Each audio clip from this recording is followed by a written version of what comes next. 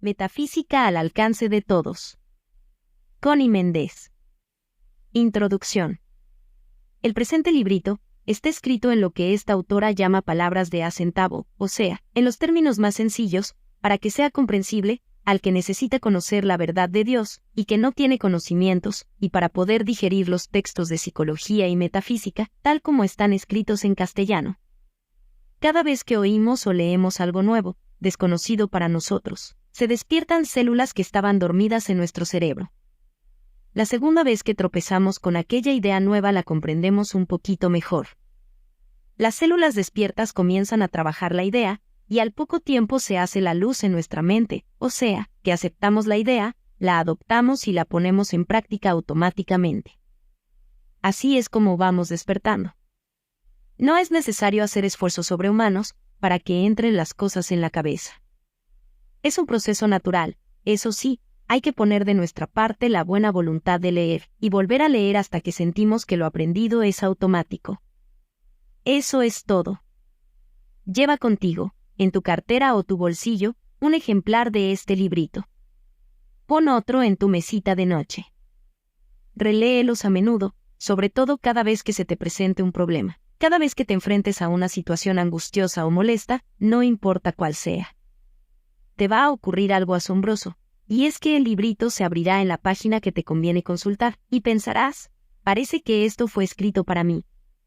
Jesucristo dijo, en la casa de mi Padre hay muchas mansiones. La metafísica es una de estas mansiones, o sea, el estudio de las leyes mentales y espirituales. No entra en el espiritismo, aunque este último es también una mansión en la casa del Padre. Que esta obra te traiga toda la paz y la prosperidad que ha traído a otros. Cristianismo dinámico. Capítulo 1. Antes de emprender cualquier oficio que sea, el candidato que lo va a desempeñar recibe instrucciones o estudia la técnica del mismo. Sin embargo, hay uno que emprende su cometido totalmente a ciegas, sin instrucciones, sin técnica, sin brújula, compás o diseño, y sin nociones de lo que va a encontrar. Es el ser humano, que es lanzado a la tarea de vivir. Sin saber siquiera qué es la vida, sin saber por qué algunas vidas transcurren en medio de la opulencia y las satisfacciones, mientras otras las pasan en la miseria y el sufrimiento.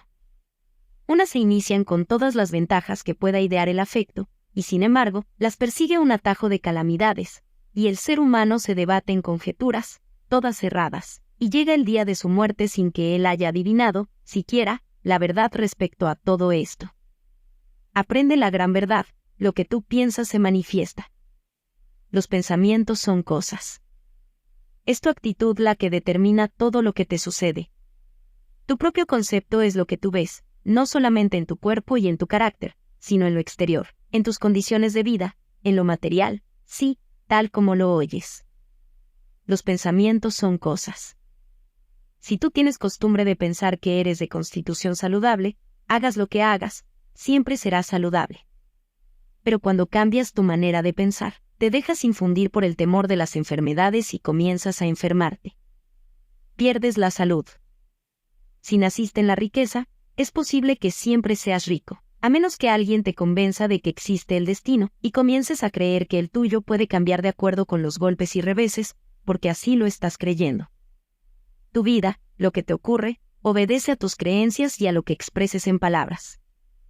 Es una ley, un principio. ¿Sabes lo que es un principio? Es una ley invariable que no falla jamás. Esta ley se llama el principio de mentalismo. Si en tu mente radica la idea de que los accidentes nos acechan a cada paso, si crees que los achaques de la vejez son inevitables, si estás convencido de tu mala o buena suerte, lo que quiera que tú esperes, bueno o malo, esa es la condición que verás manifestarse en tu vida y en todo lo que haces. Ese es el porqué de lo que te ocurre. Jamás está consciente de las ideas que llenan nuestra mente. Ellas se van formando de acuerdo con lo que nos enseñan o lo que oímos decir. Como casi todo el mundo es ignorante de las leyes que gobiernan la vida, las leyes llamadas de la creación, casi todos pasamos nuestra vida fabricándonos condiciones contrarias, viendo tornarse malo aquello que prometía ser tan bueno, tanteando, como quien dice, a ciegas, sin brújula, timón ni compás, achacándole nuestros males a la vida misma, y aprendiendo a fuerza de golpes y porrazos, o atribuyendo celos a la voluntad de Dios.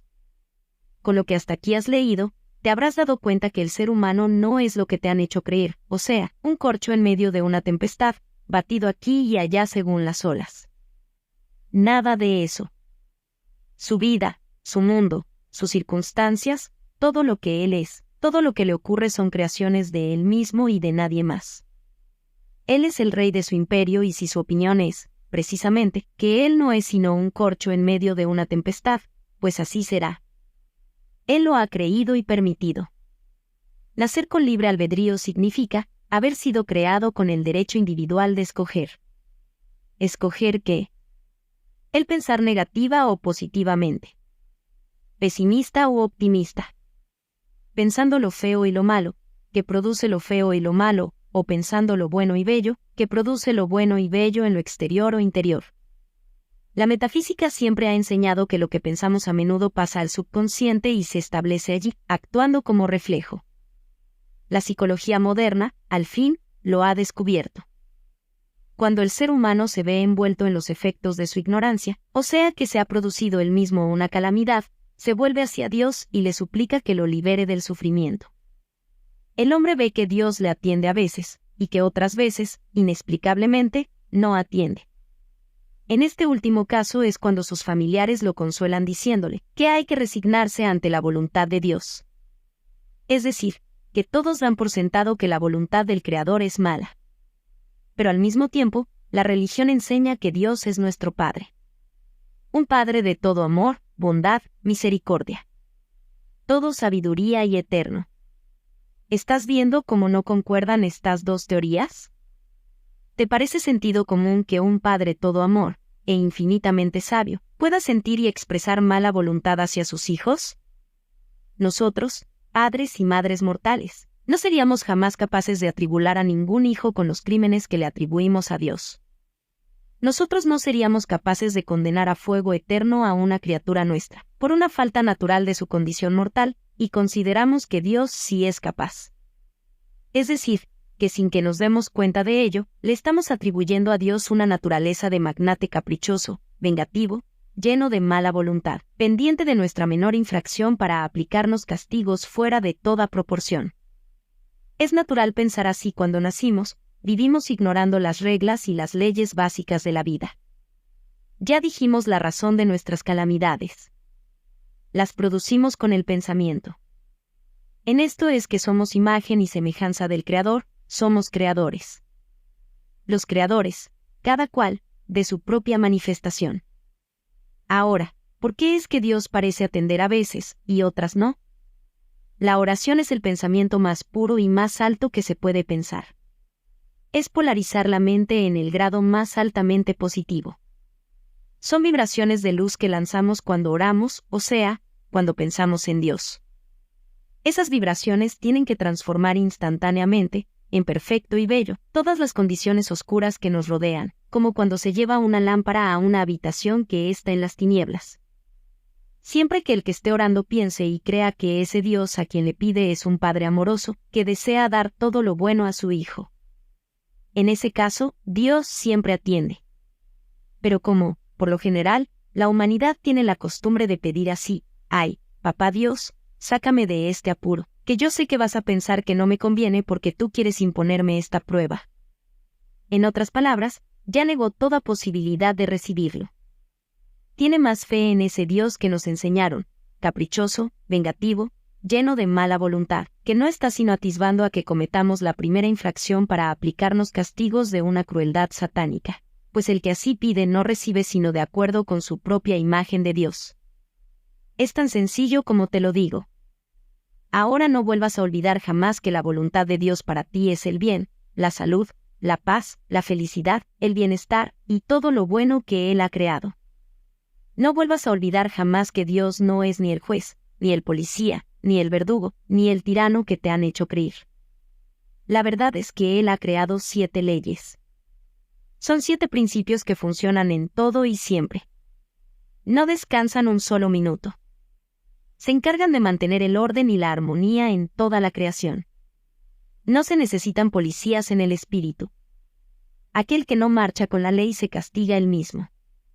Lo que piensa se manifiesta, de manera que aprende a pensar correctamente, y con la ley para que se manifieste todo lo bueno que Dios quiere para ti.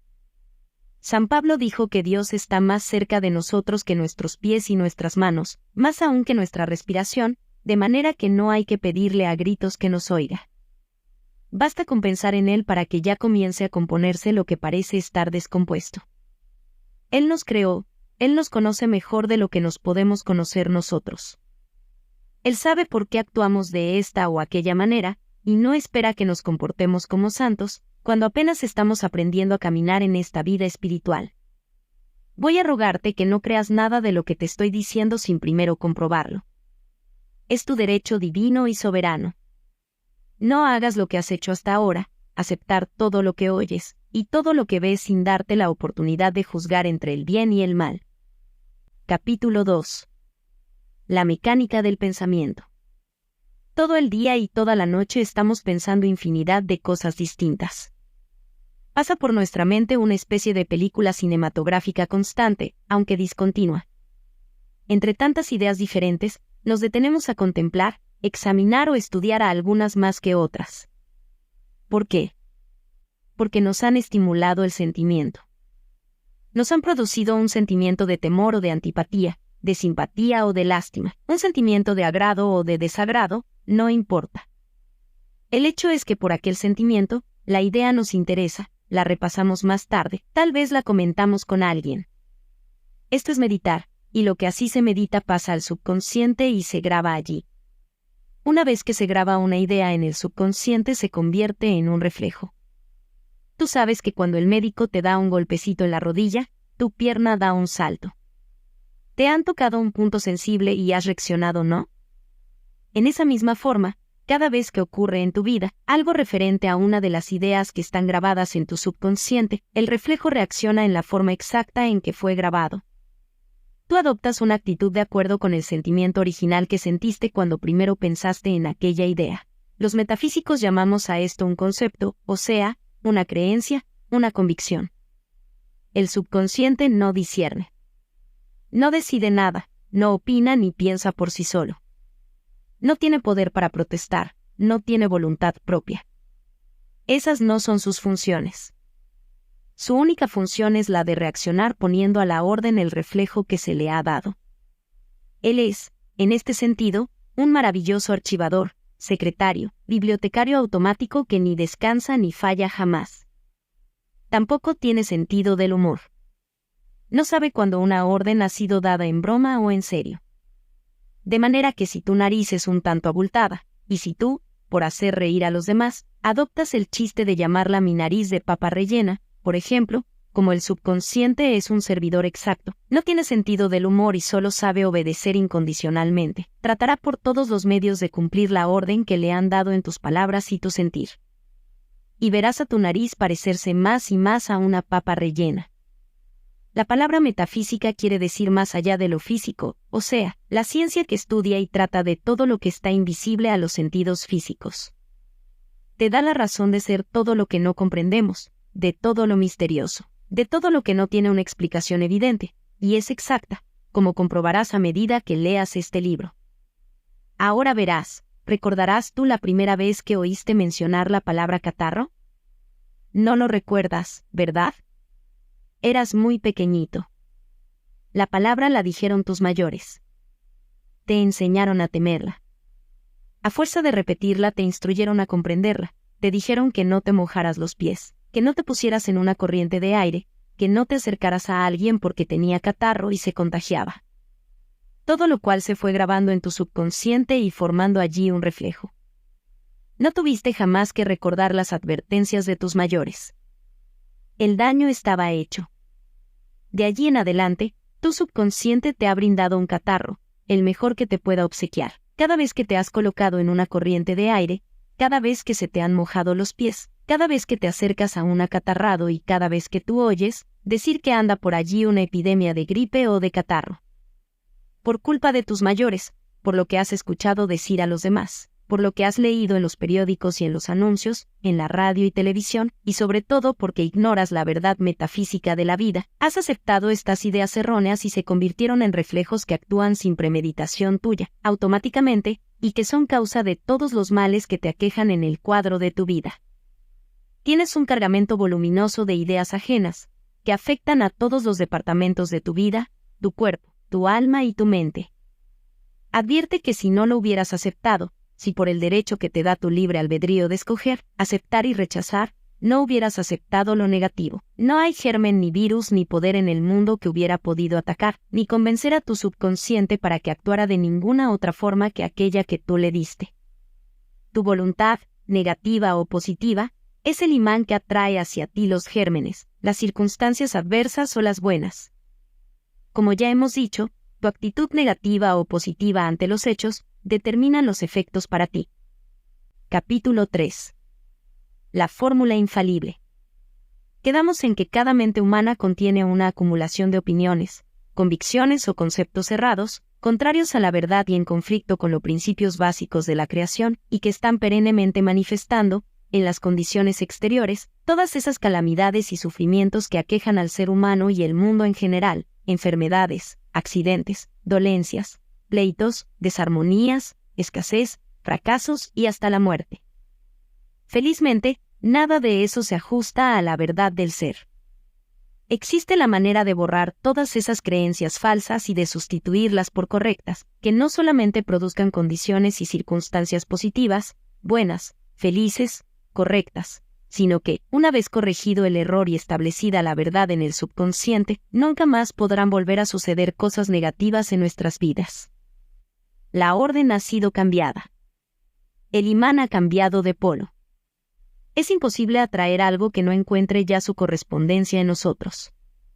La fórmula infalible es la siguiente: cada vez que te ocurra algo indeseable, que te enfermes, que te ocurra un accidente, que te roben, que te ofendan, que te molesten, o que tú seas la causa de algún mal hacia otro o hacia ti mismo, si eres afligido por un defecto físico, o moral, o de carácter, si te desagrada a alguien, si lo detestas, o si amas demasiado y sufres por esto, si te torturan los celos, si te enamoras de alguien que quiera a otro, si eres víctima de una injusticia, o eres víctima de otro. La lista es interminable, de manera que suple tú la condición que te esté afectando. Conoce la verdad. Así Jesucristo, el más grande de todos los maestros de metafísica, dijo: «Conoced la verdad y ella os hará libres». Evangelio de San Juan, 8:32. La verdad, la ley suprema, es la armonía perfecta, la belleza, la bondad, la justicia, la libertad, la salud, vida, inteligencia, sabiduría, amor, dicha. Todo lo opuesto es apariencia. Es contrario a la ley suprema de la armonía perfecta, entonces es mentira porque es contrario a la verdad. Tu yo superior es perfecto. En este momento y siempre ha sido perfecto. No puede enfermarse porque es vida. No puede morir por la misma razón. No puede envejecer. No puede sufrir. No puede temer. No puede pecar. No tiene que luchar. No puede cambiar jamás. Es bello, es amor, inteligencia, sabiduría, dicha. Esa es la verdad. Es tu verdad, la mía, la de todos los seres humanos, ahora mismo. No es que el ser humano sea Dios. Así como una gota de agua de mar no es el mar. Pero contiene todo lo que forma y contiene el mar, en un grado infinitesimal, y para un átomo, esa gota de agua es un mar. Cualquier cosa que estés manifestando, que te esté ocurriendo contraria a la armonía perfecta, o que tú mismo estés haciendo o sufriendo contraria a la armonía perfecta, se debe a una creencia errada que tú creaste, ya lo sabes, y que por reflejo estás lanzando hacia afuera y atrayendo su igual, del exterior. No tiene nada que ver con tu yo superior. Este continúa perfecto. Sus condiciones y su situación son perfectas. Ahora, en cada una de las circunstancias enumeradas más arriba, debes recordar lo que te acabo de decir, primero, y luego decir mentalmente o en voz alta, como quieras: no lo acepto. Dilo con firmeza pero con infinita suavidad. Los trabajos mentales no necesitan de la fuerza física. Ni el pensamiento ni el espíritu tienen músculos. Cuando tú digas no lo acepto, hazlo como si dijeras no me da la gana, tranquilamente, pero con la misma convicción y firmeza, sin gritar, sin violencia, sin un movimiento, sin brusquedad. ¿Me hago comprender? Después de haber dicho no lo acepto, recuerda que tu yo superior es perfecto, que sus condiciones son perfectas. Ahora declaro que la verdad de este problema es armonía, amor, inteligencia, justicia, abundancia, vida, salud, cualquier cosa que sea lo opuesto a la condición negativa que se esté manifestando en ese momento. Gracias, Padre, que me has oído. No tienes por qué creer ciegamente lo que estás leyendo. Debes comprobarlo por ti mismo. En el lenguaje metafísico esto se llama un tratamiento. Después de todo tratamiento hay que conservar la actitud que se ha declarado. No se puede uno permitir que entre la duda respecto a la eficacia del tratamiento, ni se puede volver a expresar en palabras los conceptos, opiniones y creencias de antes, porque se destruye. El propósito es el de transformar el patrón mental que ha estado dominando el subconsciente, o sea, el clima mental en que has estado viviendo, con toda su serie de circunstancias negativas. San Pablo dijo, sois transformados por la renovación de vuestra mente, Romanos 12:2. Esta renovación se hace cambiando cada creencia antigua, a medida que vayan presentándose ante nuestra vida, o a nuestra conciencia, en conocimiento de acuerdo con la verdad. Hay convicciones que están tan arraigadas que son lo que se llama en el lenguaje metafísico, cristalizaciones.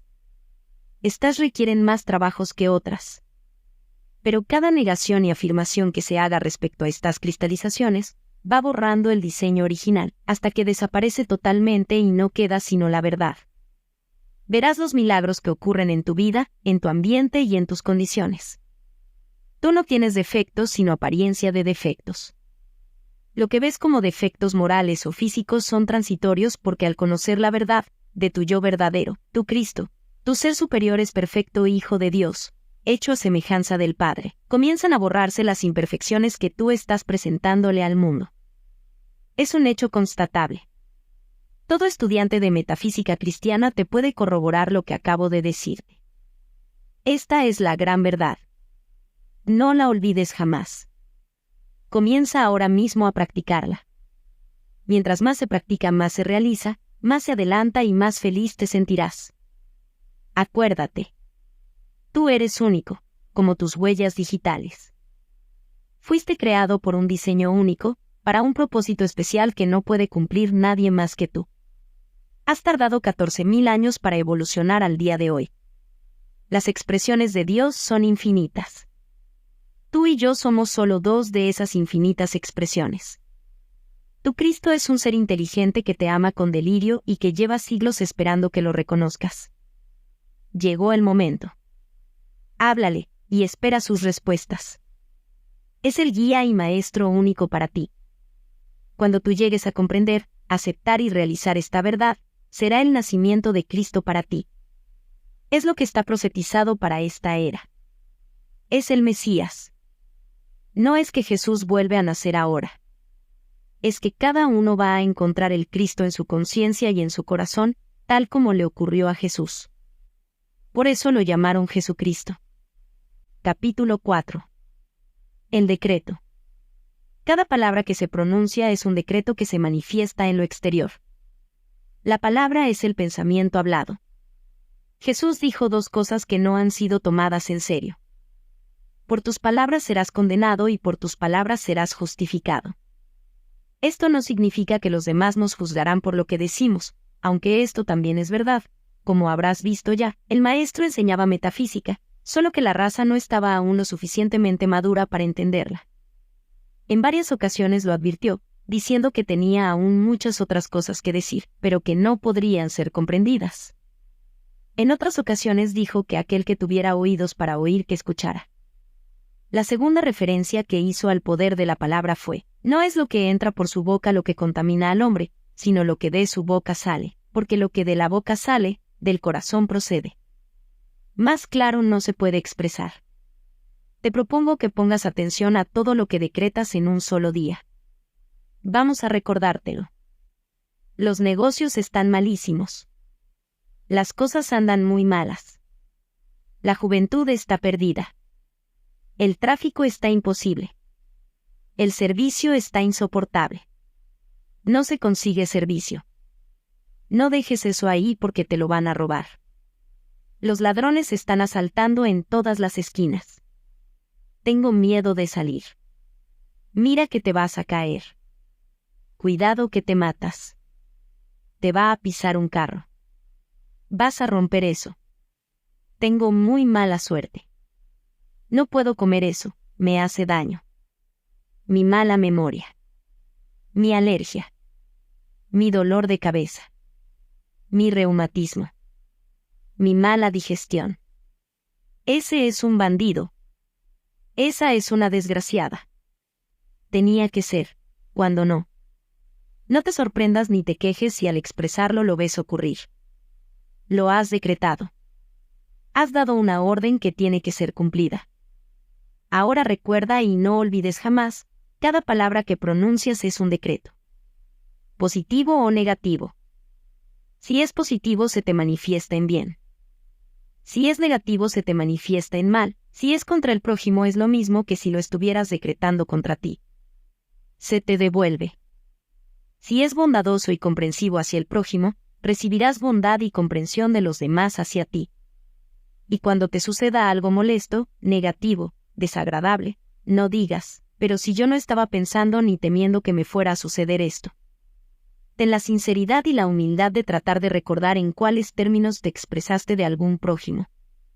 ¿En qué momento saltó de tu corazón un concepto viejísimo, arraigado allí, que tal vez no es sino una costumbre social, como la generalidad de esas citadas más arriba, y que tú realmente no tienes deseos de seguir usando? Como el sentimiento que acompaña a un pensamiento, es lo que lo graba más firmemente en el subconsciente. El Maestro Jesús, que jamás empleó palabras superfluas, lo expresó muy bien al decir, lo que de la boca sale, del corazón procede, y esto nos da la clave inequívoca. El primer sentimiento que nos enseñan es el temor. Nos lo enseñan nuestros padres, primeramente, y luego nuestros maestros de religión. Al sentir un temor se nos acelera el corazón. Solemos decir por poco se me sale el corazón por la boca, para demostrar el grado de temor que sentimos en un momento dado. El temor es lo que está por detrás de todas las frases negativas que te he citado más arriba.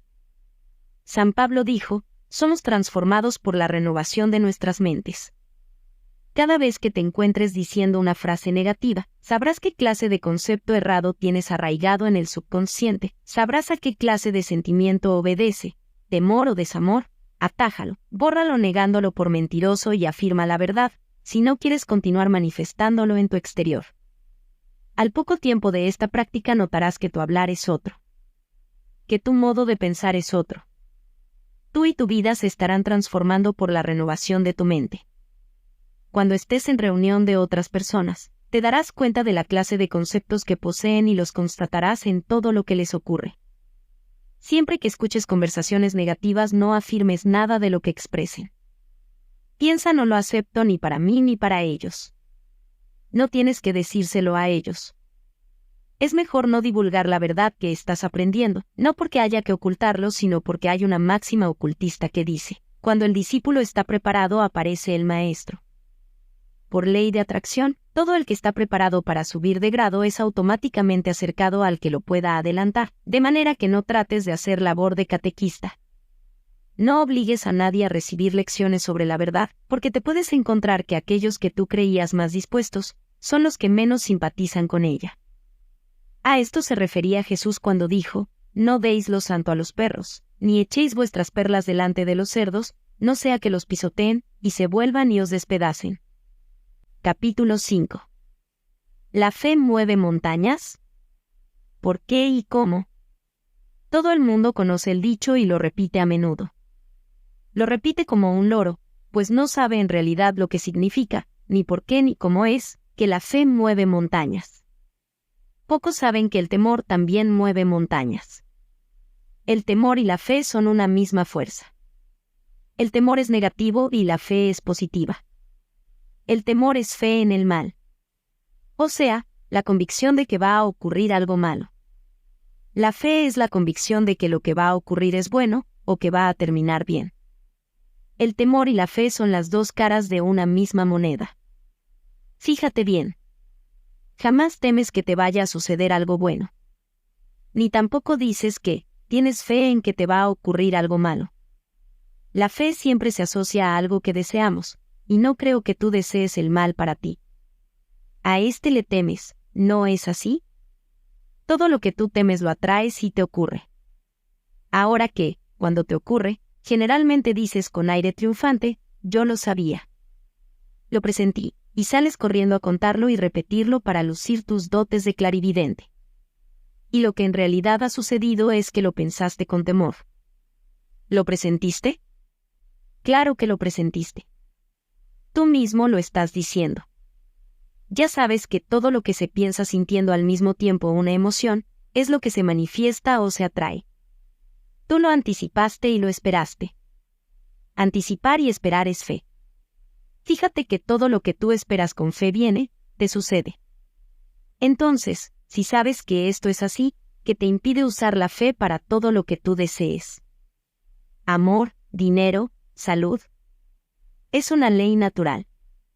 Es una ordenanza divina.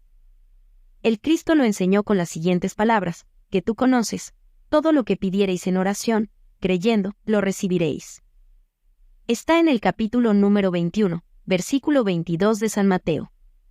Y San Marcos lo expresa más claro aún, todo lo que pidiereis orando, creed que lo recibiréis y vendrá.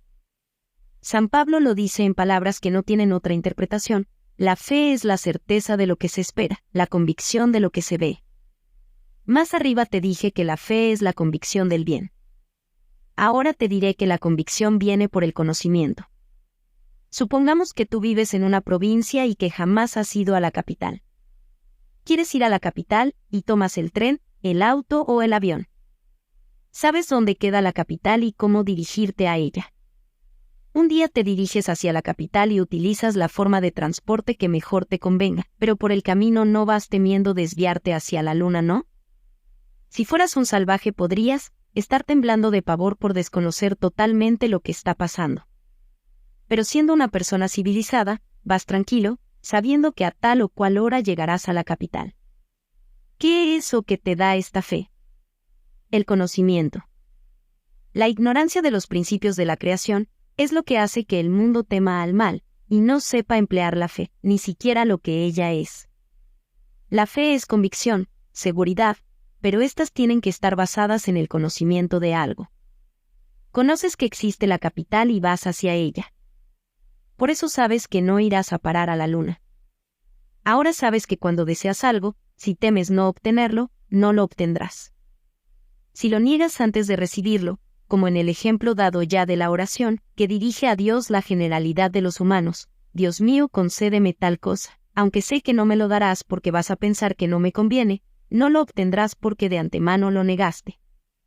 Has confesado que no lo esperas. Déjame darte la fórmula metafísica para obtener cualquier cosa que uno desee. Es una fórmula, hay que emplearla para todo. Compruébala por ti mismo.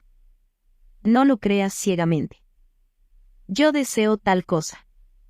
En armonía para todo el mundo y de acuerdo con la voluntad divina. Bajo la gracia y de manera perfecta. Gracias, Padre, que ya me oíste. Ahora no dudes por un solo instante. Has empleado la fórmula mágica. Has cumplido con toda la ley y no tardarás en ver tu deseo manifestado. Ten paciencia. Mientras más tranquilo esperes, más pronto verás el resultado. La impaciencia, la tensión y el ponerse a empujar mentalmente destruyen el tratamiento. La fórmula es lo que en metafísica se llama un tratamiento. Para que conozcas lo que has hecho al repetir la fórmula, te voy a explicar el proceso detalladamente. Al decir, en armonía para todo el mundo, has eliminado todo peligro de que tu conveniencia perjudique a otro, como tampoco se te hace posible desear un mal para otro. Al decir, de acuerdo con la voluntad divina, si lo que tú deseas es menos que perfecto para ti, verás suceder algo mucho mejor de lo que tú esperabas. En este caso, significa que lo que estabas deseando no lo ibas a encontrar suficiente, o no te iba a resultar tan bueno como tú pensabas. La voluntad de Dios es perfecta. Al tú decir bajo la gracia y de manera perfecta, encierra un secreto maravilloso. pero déjame darte un ejemplo de lo que ocurre cuando no se sabe pedir bajo la gracia y perfección. Una señora necesitaba urgentemente una suma de dinero, y la pidió a sí mismo, para el día 15 de ese mes. Tenía absoluta fe de que la recibiría, pero su egoísmo e indiferencia no le inspiró pedirla con consideración para nadie más. Al día siguiente un automóvil atropelló a su hija, y el día 15 del mes recibió la suma exacta que ella había pedido. Se la pagó la compañía de seguros por el accidente de su hija. Ella trabajó contra la ley y contra ella misma. Pedir bajo la gracia y de manera perfecta es trabajar con la ley espiritual. La ley de Dios que se manifiesta siempre en el plano espiritual.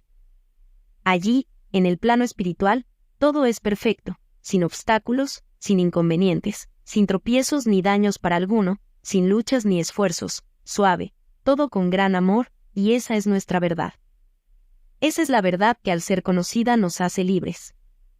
Gracias Padre que ya me oíste, es la expresión más alta de fe que podamos albergar. Jesús la enseñó y la aplicaba en todo, desde antes de partir el pan con que alimentó a 5,000, hasta para decir cómo transformar el vino en su sangre, dando gracias al Padre antes de ver la manifestación. Como irás viendo, todo lo que enseñó Jesús fue metafísico. Todo lo que tú desees, todo lo que vayas necesitando lo puedes manifestar. El Padre todo lo ha previsto ya, todo lo ha dado ya, pero hay que irlo pidiendo a medida que se sienta la necesidad. Solo tienes que recordar que no puedes pedir mal para otro porque se te devuelve a ti, y todo lo que pidas para ti debes pedirlo también para toda la humanidad porque todos somos hijos del mismo Padre. Por ejemplo, pide grande. El Padre es muy rico y no le gusta la mezquindad. No digas ay, papá Dios, dame una casita. Solo te pido una casita, aunque sea pequeña, cuando la realidad es que tú necesitas una casa muy grande porque tu familia es numerosa. No recibirás sino lo que pides. Pide así, Padre, dame a mí y a toda la humanidad, todas las maravillas de tu reino y ahora haz tu lista. Para ir fortificando la fe, haz una lista de cosas que deseas o que necesitas. Enumera los objetos o las cosas.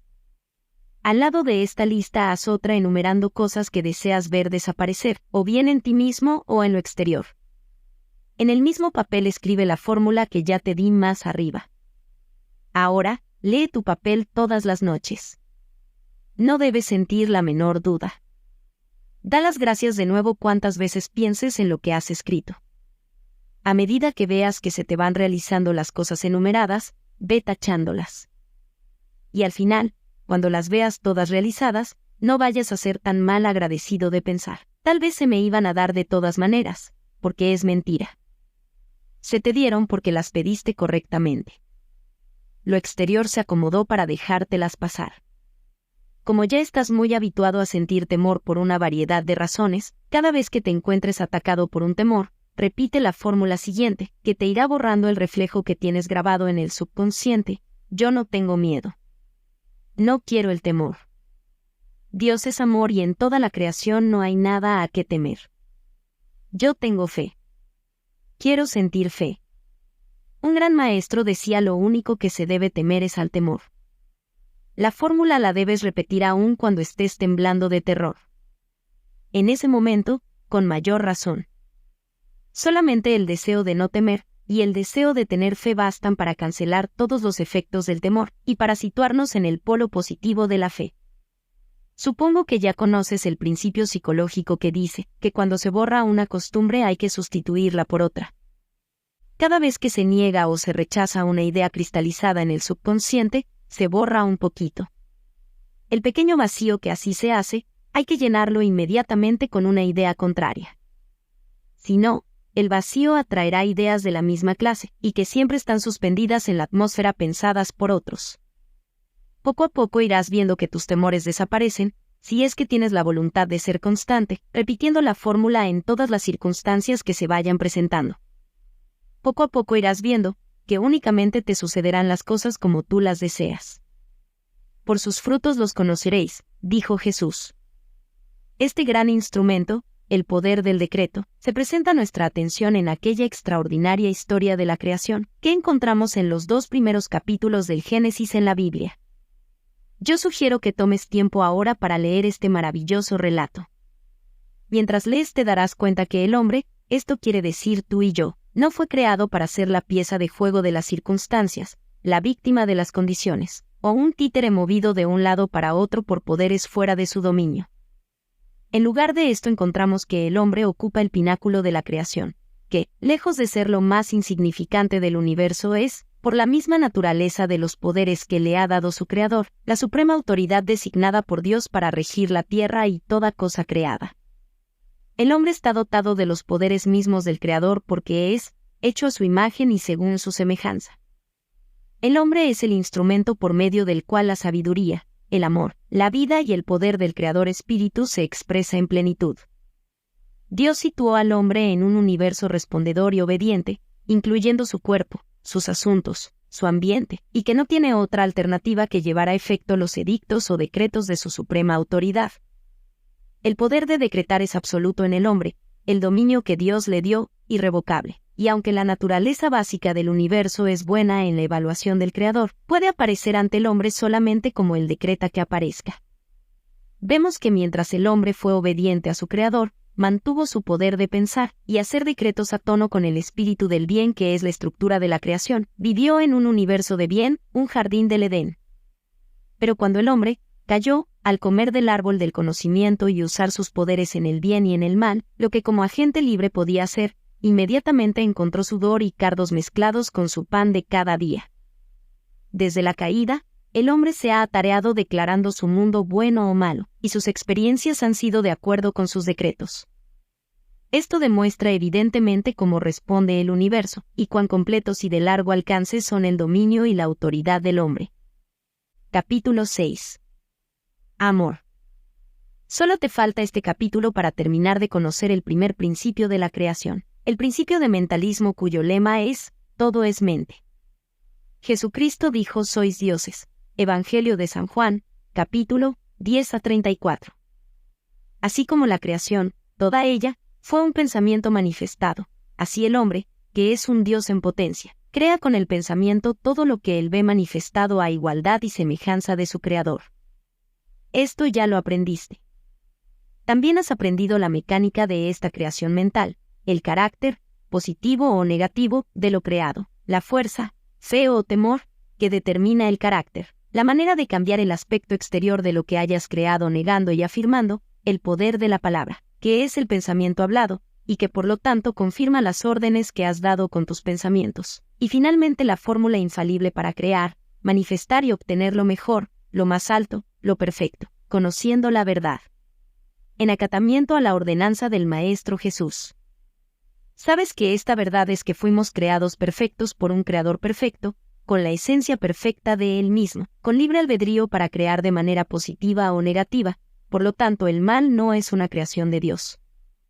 No tiene ningún poder frente a la verdad, que desaparece al sustituir el pensamiento y la palabra positiva. Jesús dijo, no resistáis al mal, San Mateo 5:39, o sea, que domináramos el mal con el bien. La verdad única es el bien. De ahora en adelante, no podrás volver a culpar a nadie de lo que te ocurra. Tendrás que mirarte frente a frente y preguntarte, ¿cómo fue mi clima mental en esta circunstancia? ¿Fue positivo o negativo? ¿He sentido fe o temor? ¿Qué especie de decretos he lanzado con mis palabras? Por sus frutos los conoceréis. Tendrás que sincerarte y contestar la verdad. ¿Te complace lo que estás viendo o te desagrada? Tú dirás. Ahora, en metafísica cristiana decimos que Dios tiene 7 aspectos: amor, verdad, vida, inteligencia, alma, espíritu y principio. Como ves, todos estos aspectos son estados invisibles. No los podemos ver ni tocar. Sentimos y apreciamos sus efectos. Existen, actúan, son reales, son cosas y ninguno se puede negar. Al amor se le llama el carácter de Dios, el primer aspecto de Dios, la fuerza más potente de todas las fuerzas y la más sensible. Pocas personas saben lo que es realmente el amor. La mayoría cree que es aquello que se siente hacia los padres, los hijos, los esposos, los enamorados, etc. Afecto, cariño, atracción, antipatía y odio son todos diferentes grados de una misma cosa, la sensación. El amor es muy complejo y no se puede definir con una sola palabra, pero ya que en nuestro planeta se entiende por amor la sensación, y aunque esta no es sino, como quien dice, el bordecito exterior del amor, tratemos de acercar la sensación lo más que se pueda al amor, para comenzar a comprenderlo. El punto central en la escala que va desde el odio hasta el sentimiento que aquí llamamos amor, es la tolerancia y la buena voluntad. Parece una contradicción, pero cuando se ama, mucho o demasiado, faltan tolerancia y buena voluntad. Cuando se odia, faltan la tolerancia y la buena voluntad. O sea, que tanto el excesivo amor como el excesivo desamor son la negación de la tolerancia y la buena voluntad. Jesús dijo, paz a los hombres de buena voluntad. Lo cual implica que lo que pase de allí no trae paz. La paz está en el centro, el perfecto equilibrio, ni más ni de menos, en todo.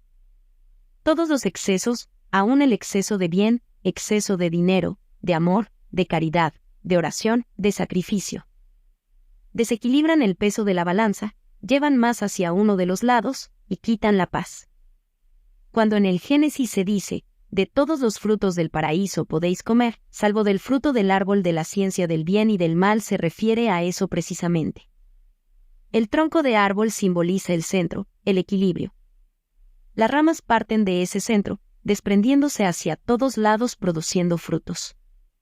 Algunos se manifiestan buenos, otros malos. Simbolizan los extremos.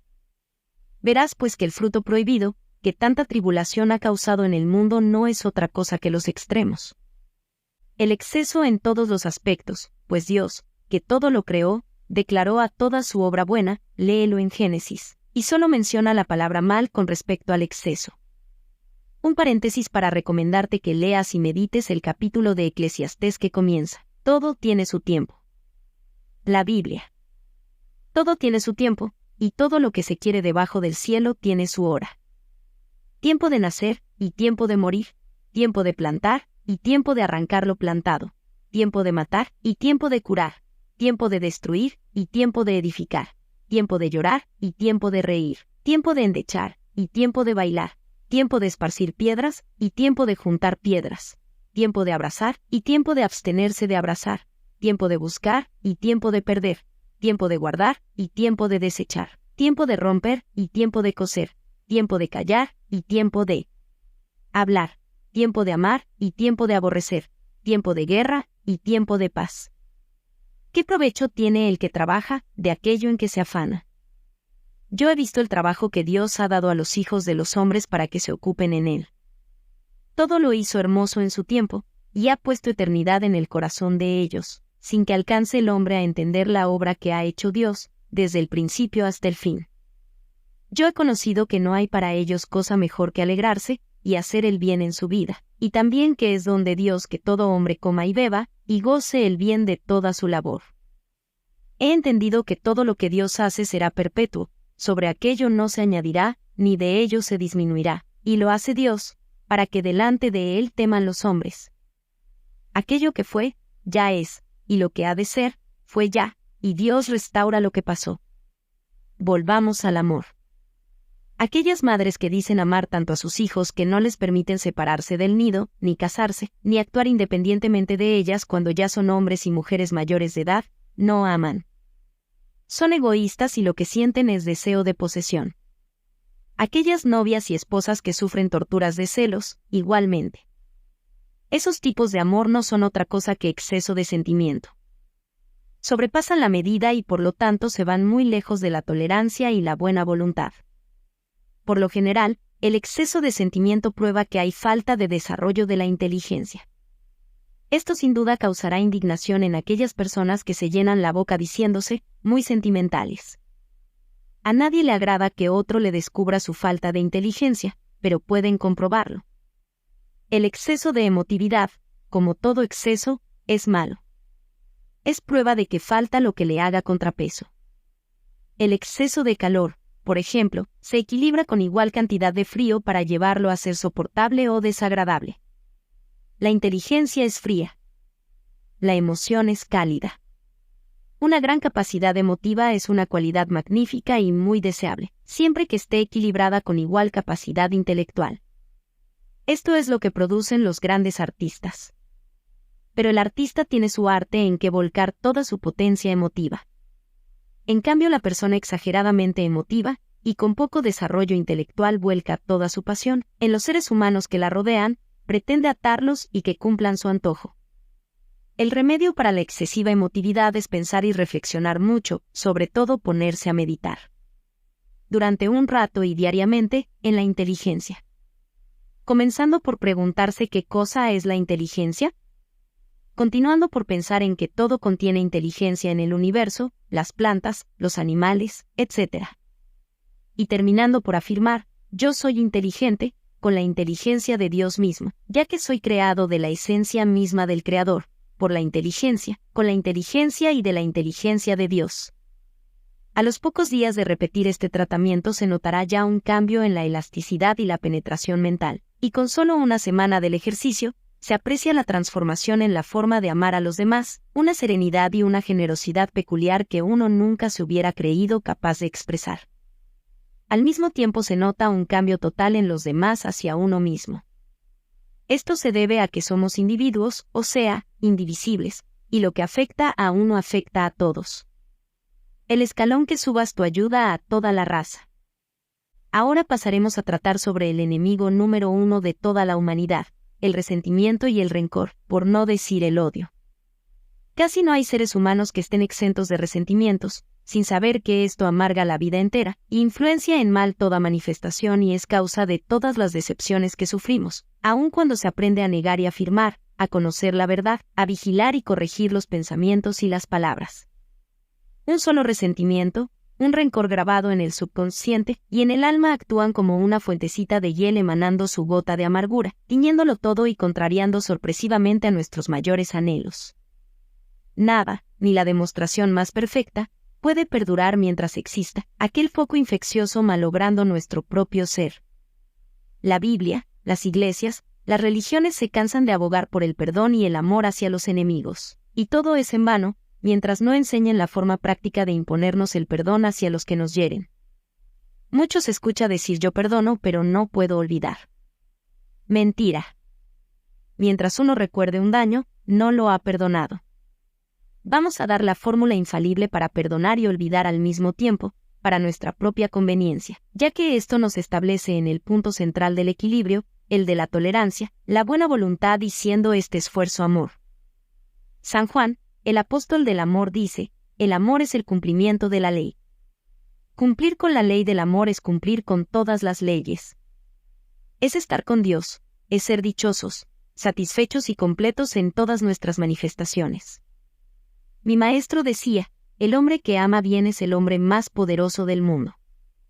Y aquí la receta para amar bien, cada vez que sientas algo desagradable hacia otro, o bien que te encuentres resintiendo algo que te hayan hecho, o que te reconozcas un franco rencor o un deseo de venganza, ponte deliberadamente a recordar, no es tratar de olvidarlo de ahora, es a recordar todo lo bueno que conoces de aquella persona. Trata de revivir los ratos agradables que gozaste en su compañía, en tiempos pasados, anteriormente al momento en que te hirió. Insiste en rememorar lo bueno, sus buenas cualidades, la forma en que pensabas de él. Si logras reírte de algún chiste que él dijo o de algo cómico que gozaron juntos, el milagro se ha hecho. Si no basta con un solo tratamiento, repítelo tantas veces como sea necesario para borrar el rencor o resentimiento. Te conviene hacerlo, hasta 70 veces 7. Esto es el cumplimiento de la ley dada por Jesús, no resistáis al mal. Esto es volver la otra mejilla. Es amar a los enemigos, bendecir a los que nos maldicen, hacer bien a los que nos aborrecen y orar por los que nos ultrajan y persiguen, todo sin exponernos a que nos pisoteen. Si lo haces con sinceridad, te vas a dar cuenta de algo muy extraño, y es que te sentirás liberado, primeramente, y luego, que una montaña de pequeños inconvenientes que te ocurrían y que no sabías a qué atribuir, desaparecen como por encanto, y tu vida marcha sobre rieles. Además de que te verás amado por todo el mundo, aún por aquellas personas que antes no te quisieron bien. Capítulo 7. Negaciones y afirmaciones frente a una enfermedad propia o ajena. niego la apariencia de toda afección física. No la acepto ni para mí ni para nadie. La única verdad radica en el espíritu, y todo lo inferior se amolda a mi palabra, al yo reconocer la verdad. En nombre de Jesucristo que nos autorizó, decreto que yo y todos somos vida. La vida es salud, fuerza y alegría. Gracias, Padre, que me has oído. Frente a todo temor, niego el temor. Dios no creó el temor, luego no tiene otra existencia que la que yo le quiera dar, y yo no acepto, no deseo más esta apariencia creada por mí. Suelto y dejo ir toda sombra de temor en mí o en ti. Juan Apóstol dijo, el amor desarraiga todo temor. Dios es amor, yo soy su hijo, soy hecho por y de amor. Esta es la verdad. Gracias, Padre. Frente a toda tristeza, propia o ajena, niego la propia existencia de esta tristeza, pena o depresión. Dios no la autoriza. Borro en mí toda tendencia a la negatividad. No la necesito, no la acepto. Dios es dicha, gozo, alegría. Yo soy dicha, gozo, alegría. Gracias, Padre, por. Comienza a enumerar todo lo que tengas, hasta lo más insignificante. Frente a cualquier falla o escasez, niego toda apariencia de escasez. No es la verdad, no lo puedo aceptar, no la quiero. La abundancia de todo es la verdad. Mi mundo contiene todo. Ya está todo previsto, todo dado por un Padre de todo amor, solo tengo que reclamar mi bien. Señálame el camino, Padre, habla que tu Hijo te escucha. Gracias, Padre. Frente a todo lo que no sea armonioso, niego la inarmonía. No acepto esta apariencia de conflicto. Dios es armonía perfecta. En el espíritu no hay choque, ni contrariedad, ni lucha, ni cosa alguna que se oponga al cumplimiento de la perfecta armonía. Gracias, Padre, bendigo tu armonía en esta circunstancia. Por la paz mundial y frente a toda apariencia contraria, gracias, Padre, que eres paz. Gracias, Padre, que nada de lo que está contrariando este hecho tiene consistencia alguna, que todo es creación de los que ignoran. Perdona a los que no saben lo que hacen. Hágase tu voluntad aquí en la tierra como es en ti. Gracias, Padre. Todo lo anterior te lo doy para que aprendas a formular tú mismo tus oraciones. Como todo el día estamos pensando y decretando, todo el día estamos orando, en forma negativa o en forma positiva, y creando nuestras propias condiciones, estados y sucesos. Lo importante es mantenerse en el ánimo que expresa la oración. Si después de afirmar te dejas regresar al polo negativo, destruyes el efecto de la oración. Cuida tus pensamientos. Cuida tus palabras. No te dejes arrastrar por lo que expresen otros. Recuerda que ellos ignoran lo que tú ya vas conociendo. Lo que pienses y pidas para ti, piénsalo también para los demás. Todos somos uno en espíritu y esa es la forma más efectiva de dar. Mejor que pan y limosna, ya que el pan y la limosna duran solo unos instantes, mientras que la verdad se queda con el otro para siempre. Tarde o temprano, tu don espiritual entrará en la mente consciente y habrás hecho labor de salvación en un hermano. El principio del ritmo, que es la ley del péndulo, el boomerang, te devuelve el bien y el mal que haces. Se ha dicho que uno con Dios es la mayoría, de manera que una sola persona que eleve su conciencia al plano espiritual y reconozca la verdad en la forma expresada más arriba, es capaz de salvar de la ruina a una organización, salvar de la crisis a una comunidad, una ciudad o una nación, porque actúa en el plano espiritual que es la verdad y ésta domina a todos los planos inferiores. Conoced la verdad y ella os hará libres. Lecturas recomendadas. El Sermón del Monte, por Emmett Fox, en castellano. Lecciones sobre la verdad, por Emily Cady, en castellano. La palabra diaria, suscripción mensual, en castellano. El Kybalión, los tres iniciados, editorial Kier, Buenos Aires. Capítulo 8. Significado metafísico de los 10 mandamientos de Moisés. Parece ser que aún no se ha podido comprobar si Moisés era lo que dice la Biblia, o si era realmente el hijo de una princesa egipcia, hermana de Ramsés II. Su nombre significa extraído de las aguas, en el simbolismo bíblico y como en la Biblia, en gran parte está formada por relatos simbólicos, destinados a proteger la gran verdad contra las interpretaciones erróneas de aquellos que no tengan la madurez necesaria para ponerla en práctica. Es muy posible que todo el relato bíblico, respecto a su nacimiento hebreo y su adopción por la princesa, sea también simbólico y no histórico. En todo caso, la verdad de su procedencia no afecta a lo que él enseñó. Moisés sí fue un gran iluminado, un gran maestro de la verdad metafísica, que no solamente liberó al pueblo hebreo de la esclavitud y las condiciones infrahumanas en que se hallaban, sino que también enseñó a muchas tribus errantes que se fueron agregando a su grupo en el desierto, y por esta razón fue que tantas razas distintas, descendientes de aquellas tribus, adquirieron el culto monoteísta, conservándolo hasta hoy.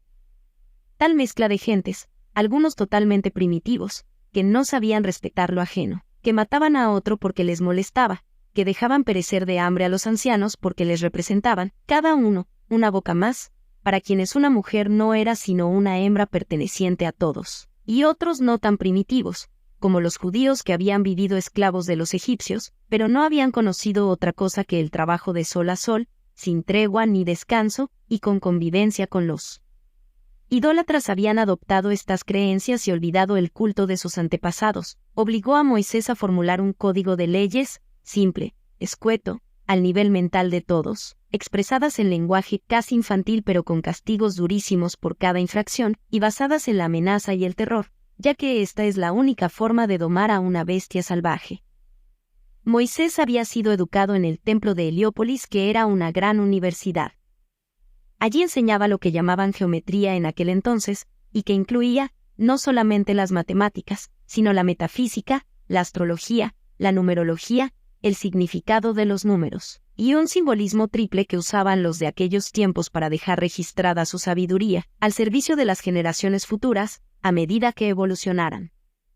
El primer aspecto de esta simbología era sencillo, se refiere a la vida y al mundo de los humanos. El segundo aspecto es la metafísica. Trata la misma condición pero en el plano mental. El tercer aspecto es jeroglífico, y trata el mismo asunto en el plano espiritual, y este último aspecto es tan profundo, que dice no ser inteligible sino para los espíritus puros. Y aquí está nuestra primera exposición, del principio de correspondencia que dice, como es arriba es abajo, como es abajo es arriba. Abajo significa, en el plano material, en las condiciones humanas, en lo visible. Arriba se refiere a lo invisible, a lo mental y por supuesto a lo abstracto o espiritual. Lo que dice el principio de correspondencia es que todas las leyes actúan en todos los planos, y que las condiciones en un plano se repiten en el plano superior como también en el plano inferior. Esto lo irás viendo claro de aquí en adelante. Así elaboró Moisés sus 10 mandamientos, o Sefer Bereshit, como se llama este código de leyes en idioma hebreo, para que la humanidad a medida que fuera evolucionando y despertando, se fuera iniciando en la enseñanza superior, y la siguiente interpretación no es un invento de ningún hombre. Fue dejada en claves conocidas por los maestros, pero mantenidas ocultas a través de estos milenios. Como verás luego, ya la humanidad aprendió la primera lección, o sea, que aprendió a obedecer la ley en su primer aspecto. La mayoría es adulta mental y moralmente. Hay un gran sector de la humanidad que ya está protestando en su interior, por las contradicciones que hay entre el dogma y el sentido común, y esta es la señal que indica el momento de dar el paso hacia adelante. La mayoría, pues, comienza a razonar en escala alta. En síntesis, los 10 mandamientos dicen, 1. No hay sino un Dios. 2. No fabricarás imágenes, no las adorarás ni les rendirás culto. 3. No tomarás en vano el nombre del Señor tu Dios. 4. Acuérdate de santificar el día séptimo. 5. Honra a tu padre y a tu madre. 6. No matarás. 7. No cometerás adulterio. 8. No hurtarás. 9. No levantarás falso testimonio. 10. No codiciarás. Este grupo de leyes se divide en 2 grupos. 8 mandamientos que aparentan ser prohibiciones y comienzan con la palabra no. Estos son los número 1, 2, 3, 6, 7, 8, 9 y 10. Los números 4 y 5 son recomendaciones. A primera vista, el ser humano que aún no ha aprendido a razonar en el plano mental y espiritual, los entiende como prohibiciones o normas de conducta.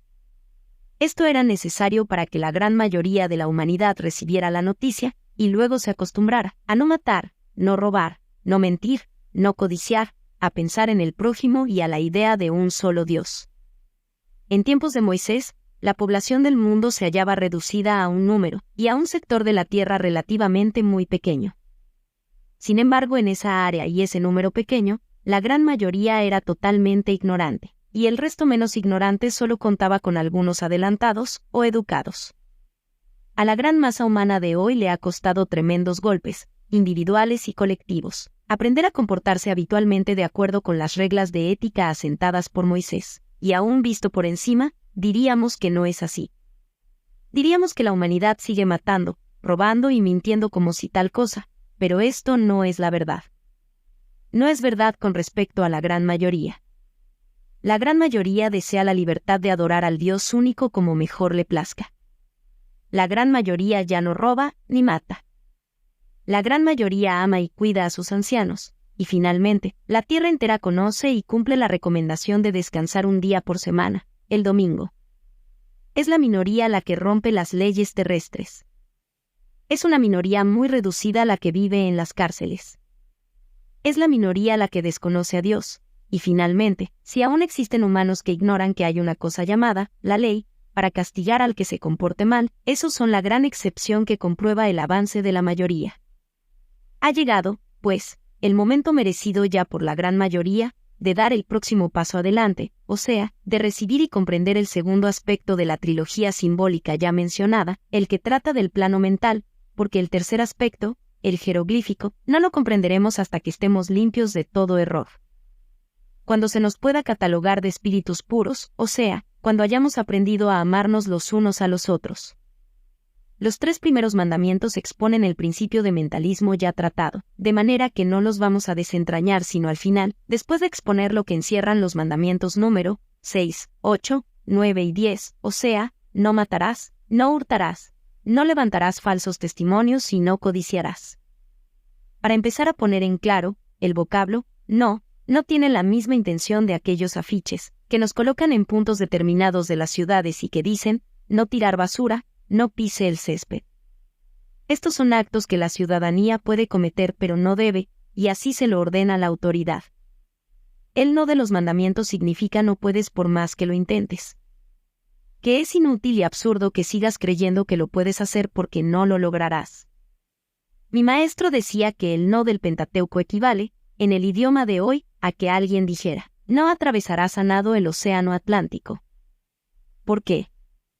Porque tú sabes que no lo puedes intentar siquiera. No posees la fuerza. El cuerpo material no tiene voluntad propia. No puede oponerse ni mandar. La vida está en el espíritu, en el alma, en el yo superior. Al abandonar esta, el cuerpo de carne y hueso solo queda en masa inerte, sin la vida. De manera que podrías encajar un puñal en el cuerpo de fulano, podrías echar cianuro en el café de sutano, podrían sus cuerpos dejar de existir en el plano terrestre, pero ellos continuarían llenos de vida y conscientes en el plano que le sigue, y lo único que habrías logrado es hacer que la ley del ritmo, al devolverse, te golpee a ti. Morirás por mano de otro o por accidente. Los conocidos dichos ojo por ojo, diente por diente, de la Biblia y el popular el que a hierro mata, a hierro muere, no son mitos. Solo que no es Dios quien castiga, como se cree, sino sus leyes. Su principio rige en todos los universos y en todos los planos, tanto para retribuir el bien como para cobrar el mal. No en vano se dice que el orden es la primera ley del cielo, y Jesús dijo hasta los cabellos de tu cabeza están contados. Ahora verás mejor lo dicho referente a que ningún mal te puede venir de afuera hacia ti. Nadie puede hacerte un daño si en tu récord no aparece que tú hayas hecho un daño similar a otro.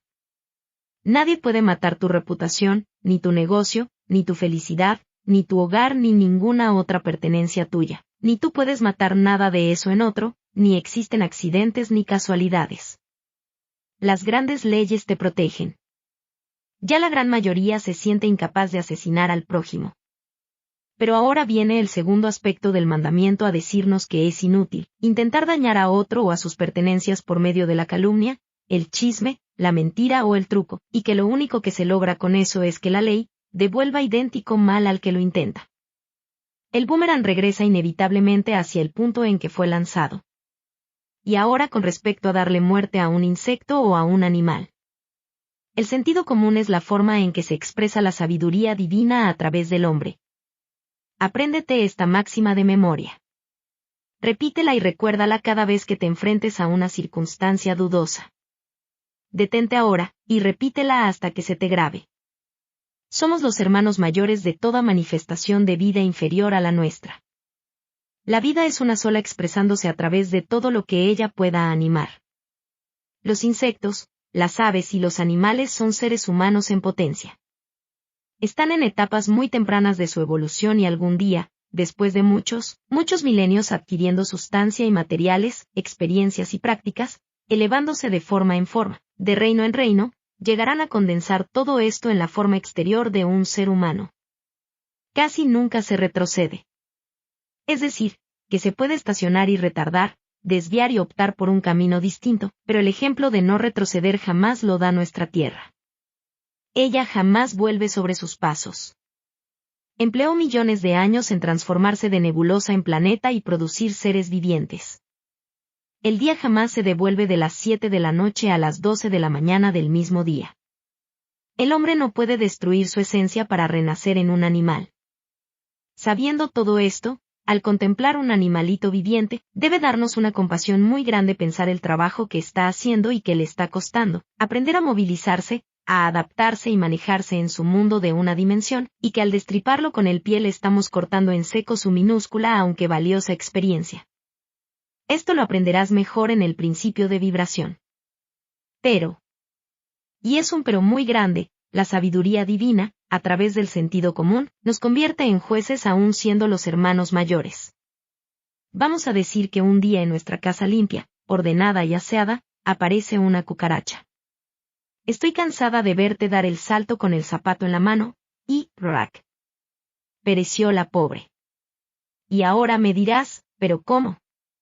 ¿Voy a dejar que se llene mi casa de esos animales?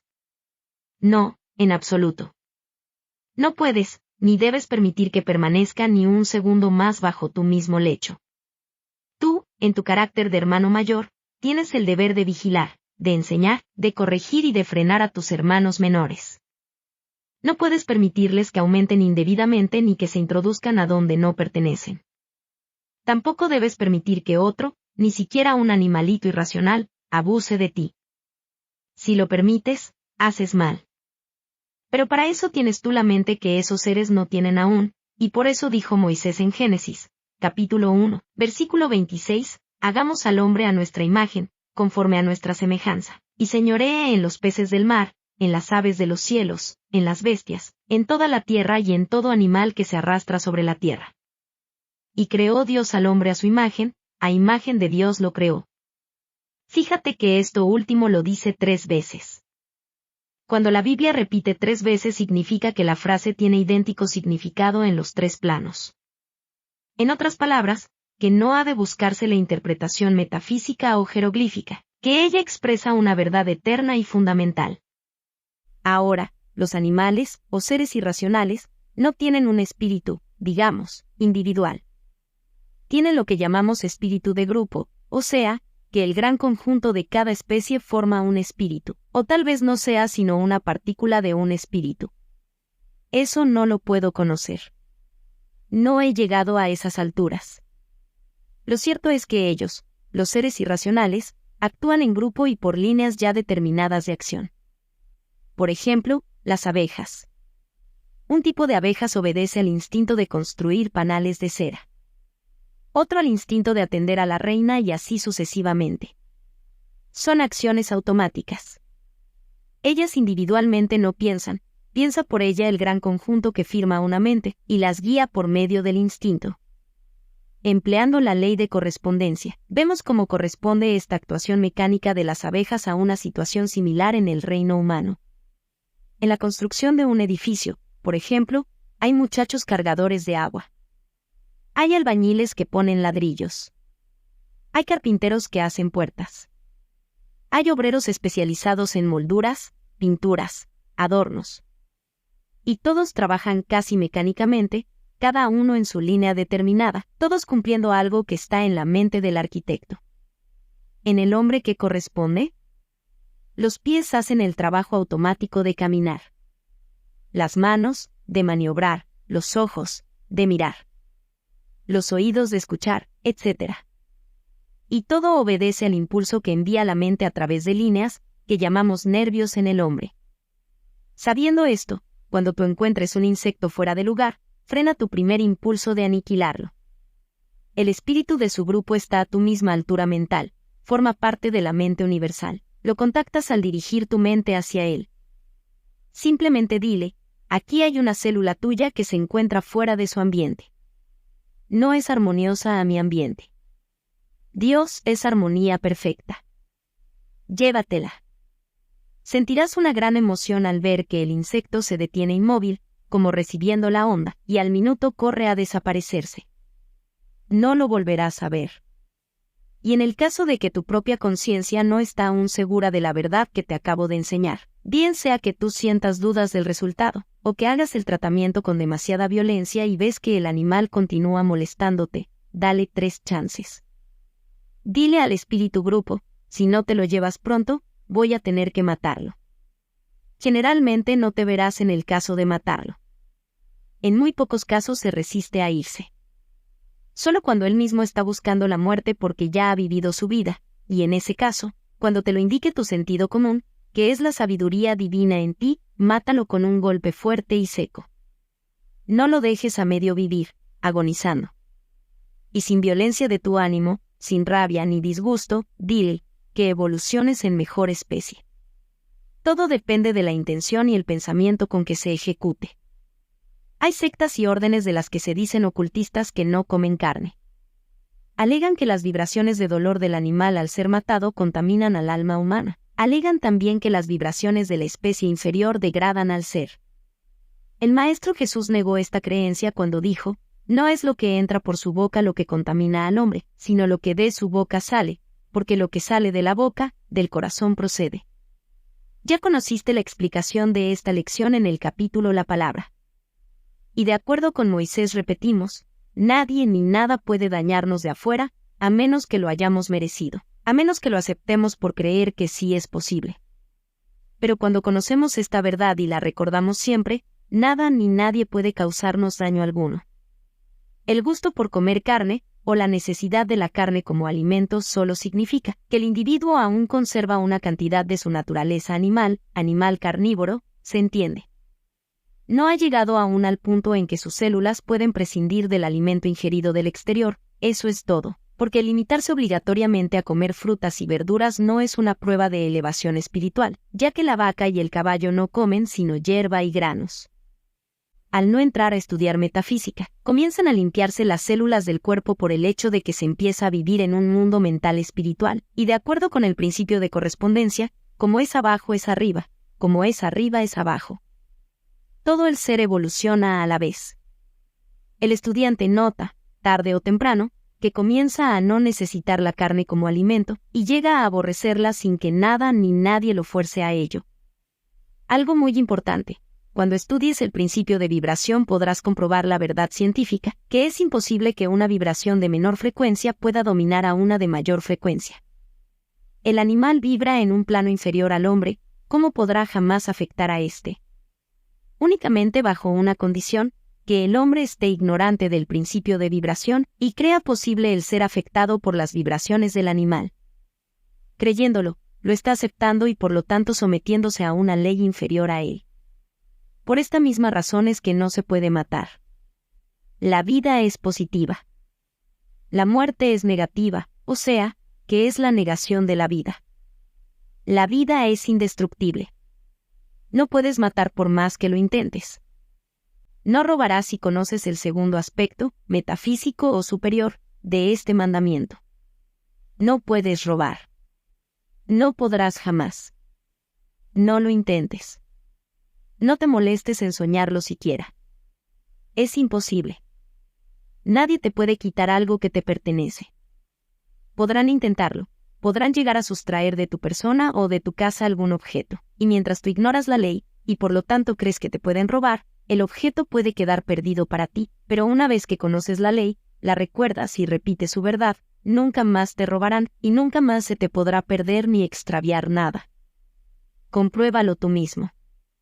No me creas a ciegas hasta haberlo comprobado la próxima vez que no encuentres algo que crees perdido. Es de las lecciones más fáciles de aprender. Tu cuerpo de hoy contiene todas las sustancias primitivas de nuestro planeta: tierra, agua y aire. Además, de esto se desprenden todas las sustancias, todos los elementos. Además, tienes en tu haber todo lo que acumulaste de experiencias y conocimientos, en tus miles y miles de años viviendo bajo una u otra forma. Pero lo primero que aprendiste fue a comer, y a buscar comida, cuando fuiste una larva en el agua. Cuando después de muchos intentos llegaste a mover tus patitas para caminar sobre la tierra. El comer, el digerir y el movimiento de tus miembros se hicieron derechos adquiridos. Ya no pudiste ni podrás perder jamás esas habilidades. Cada conocimiento o habilidad que se adquiere, da automáticamente el derecho de ocupar un lugar más adelantado que el anterior. Ahora ves por qué no se puede retroceder a un lugar inferior. ¿Cómo? Si es la ley de la evolución además de la ley de atracción que hace que todo atraiga su igual y rechace su opuesto. Esto forma parte del principio de polaridad, que es inquebrantable como todos los principios. A pesar de que, al iniciarse en una nueva vida, hay que aprender de nuevo lo que ya se ha adquirido en las anteriores, como caminar, hablar, comer, etc. Esto es aparente nada más. Lo que ocurre en realidad es que el ser tiene que recordar. No reaprender, pues el niño come, digiere, se mueve, llora, ríe, ve, oye, circula su sangre, etc. Todo porque ya lo tiene en el subconsciente. Los talentos, el genio, el muchacho que es muy perezoso para estudiar, con todas las habilidades anteriores, y le son mucho más fácil que a otros quienes las intentan por primera vez. Pero el muchacho inteligente, perezoso para los estudios, solo está manifestando que le aburre tener que volver a recorrer lo que ya recorrió en una vida o varias vidas anteriores. No hay que preocuparse por eso. Hay que dejarlo allí para que recuerde lo que tiene almacenado en el subconsciente. Generalmente ocurre que en el momento de los exámenes, le surge al chico lo necesario para aprobar tranquilamente, y a la par de todos los demás que se han matado estudiando durante todo el año. Esto confunde a los padres y maestros, pero es una de las pruebas a favor de la teoría de la reencarnación. La reencarnación sí existe, pero no es obligatoria. El libre albedrío existe para todo y en todo. Así como en la Tierra, cada individuo aprovecha o desperdicia las oportunidades, de acuerdo con su carácter o su deseo. En el plano astral, el reino de las almas o espíritus desencarnados, cada uno es libre de aprovechar o no este recurso que se ofrece para evolucionar. Así como los humanos son libres de escoger una profesión o una línea de estudios, esforzarse para su propio desarrollo o simplemente vivir sin propósito o ambición, así las almas son libres de regresar al plano terrestre para dar otro paso hacia adelante, para adquirir nuevas experiencias, para pagar cuentas pendientes, llamadas karmas, o para cobrar bienes merecidos, o, si les gusta la vida que están llevando, pueden permanecer en ella todo el tiempo que les convenga. Nadie las obliga. Solo que al fin y al cabo, el adelanto y bienestar ajeno las induce a desearlo para ellas también, y la moneda con que esto se compra es el esfuerzo, el conocimiento y la experiencia, los cuales se adquieren en la vida activa de la Tierra. Cada conocimiento y cada experiencia quedan para siempre como posesiones adquiridas, compradas y pagadas. Estas posesiones decimos que son adquiridas, por derecho de conciencia y no pueden ni perderse ni ser robadas.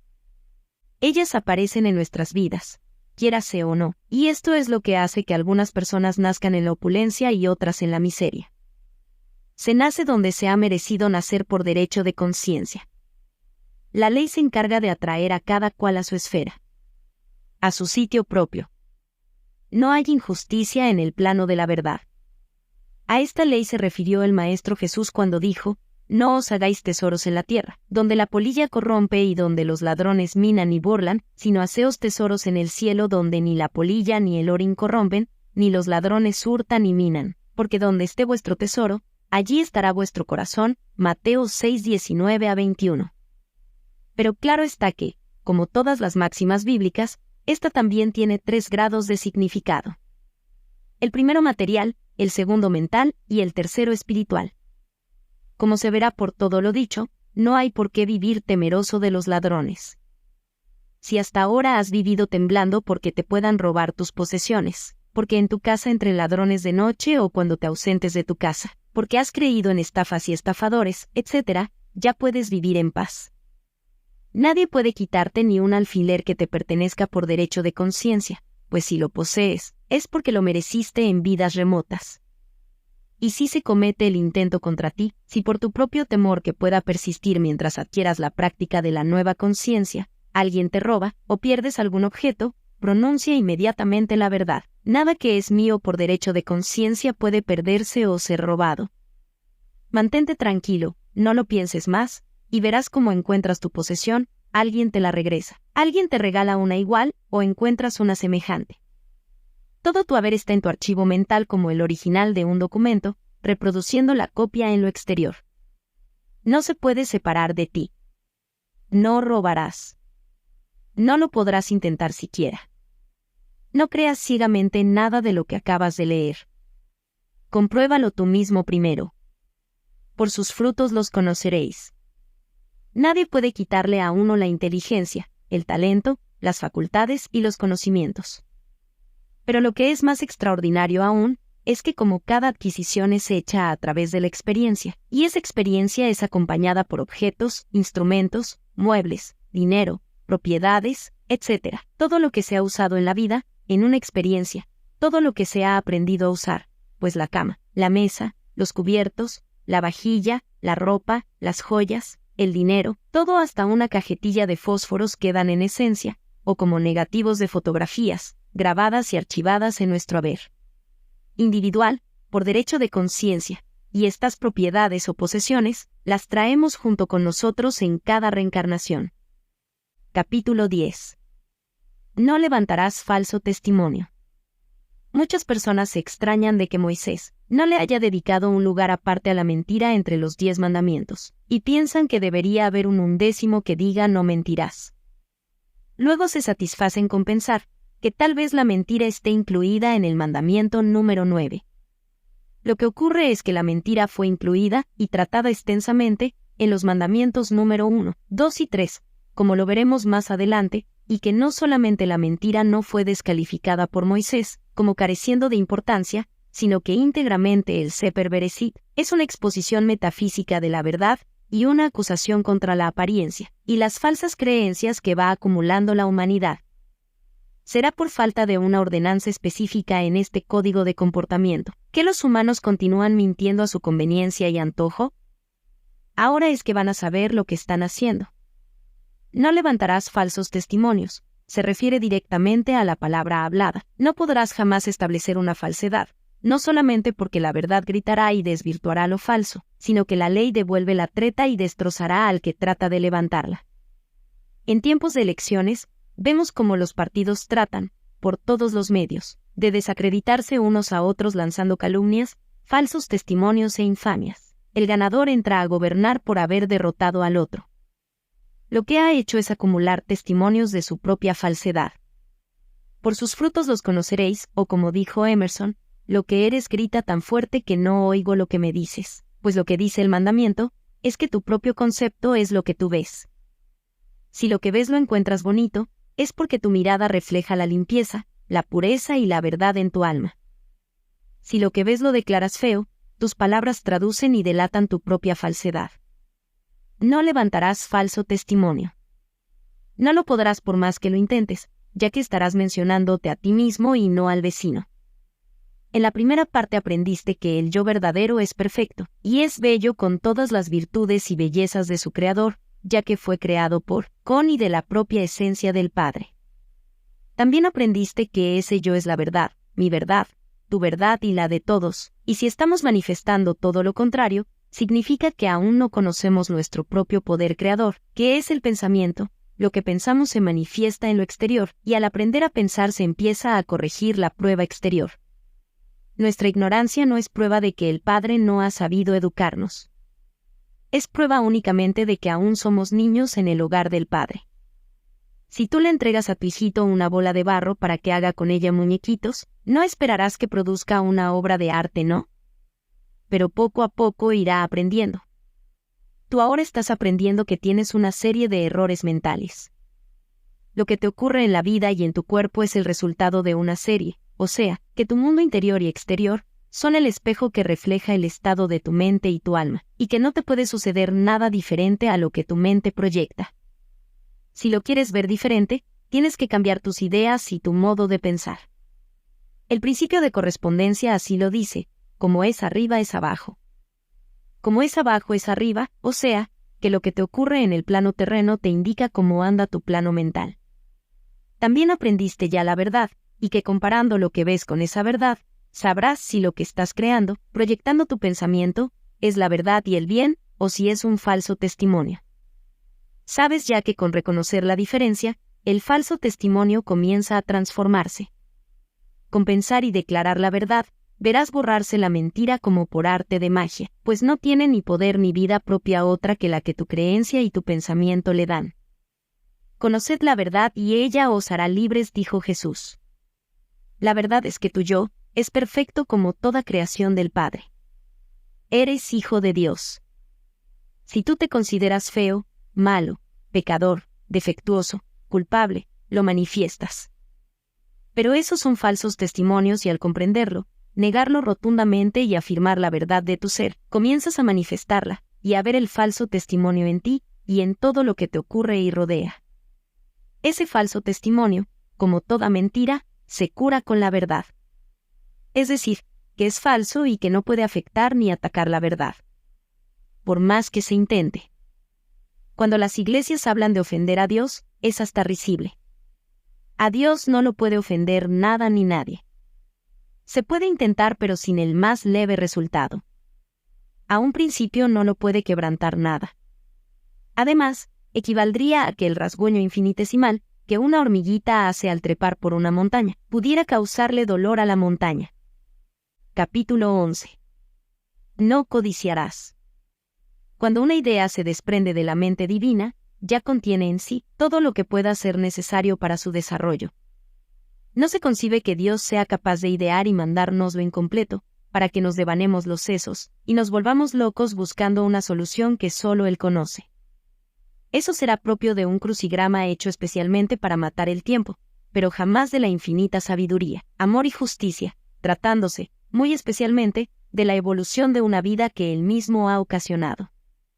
El universo está basado en el orden. La armonía perfecta entre todas sus partes es comprobable a la simple vista del Sol, y la Tierra girando para recibir toda ella el beneficio que Él dispensa. Cuando se adquiere este conocimiento, ya jamás vuelve a faltar nada que sea necesario. Cuando a ti te sobra algo, es porque hay otro que lo está necesitando. La naturaleza detesta el vacío. El propio aire, el espacio, está lleno de átomos de todas las especies esperando la oportunidad de formar algo en el momento oportuno. La vida vive buscando la oportunidad de animar. Este es su cometido, y ella no desperdicia una rendija favorable para introducirse. Deja tú un potecito de tierra en cualquier lugar que pueda recibir humedad, y al poco verás asomar una espiguita verde.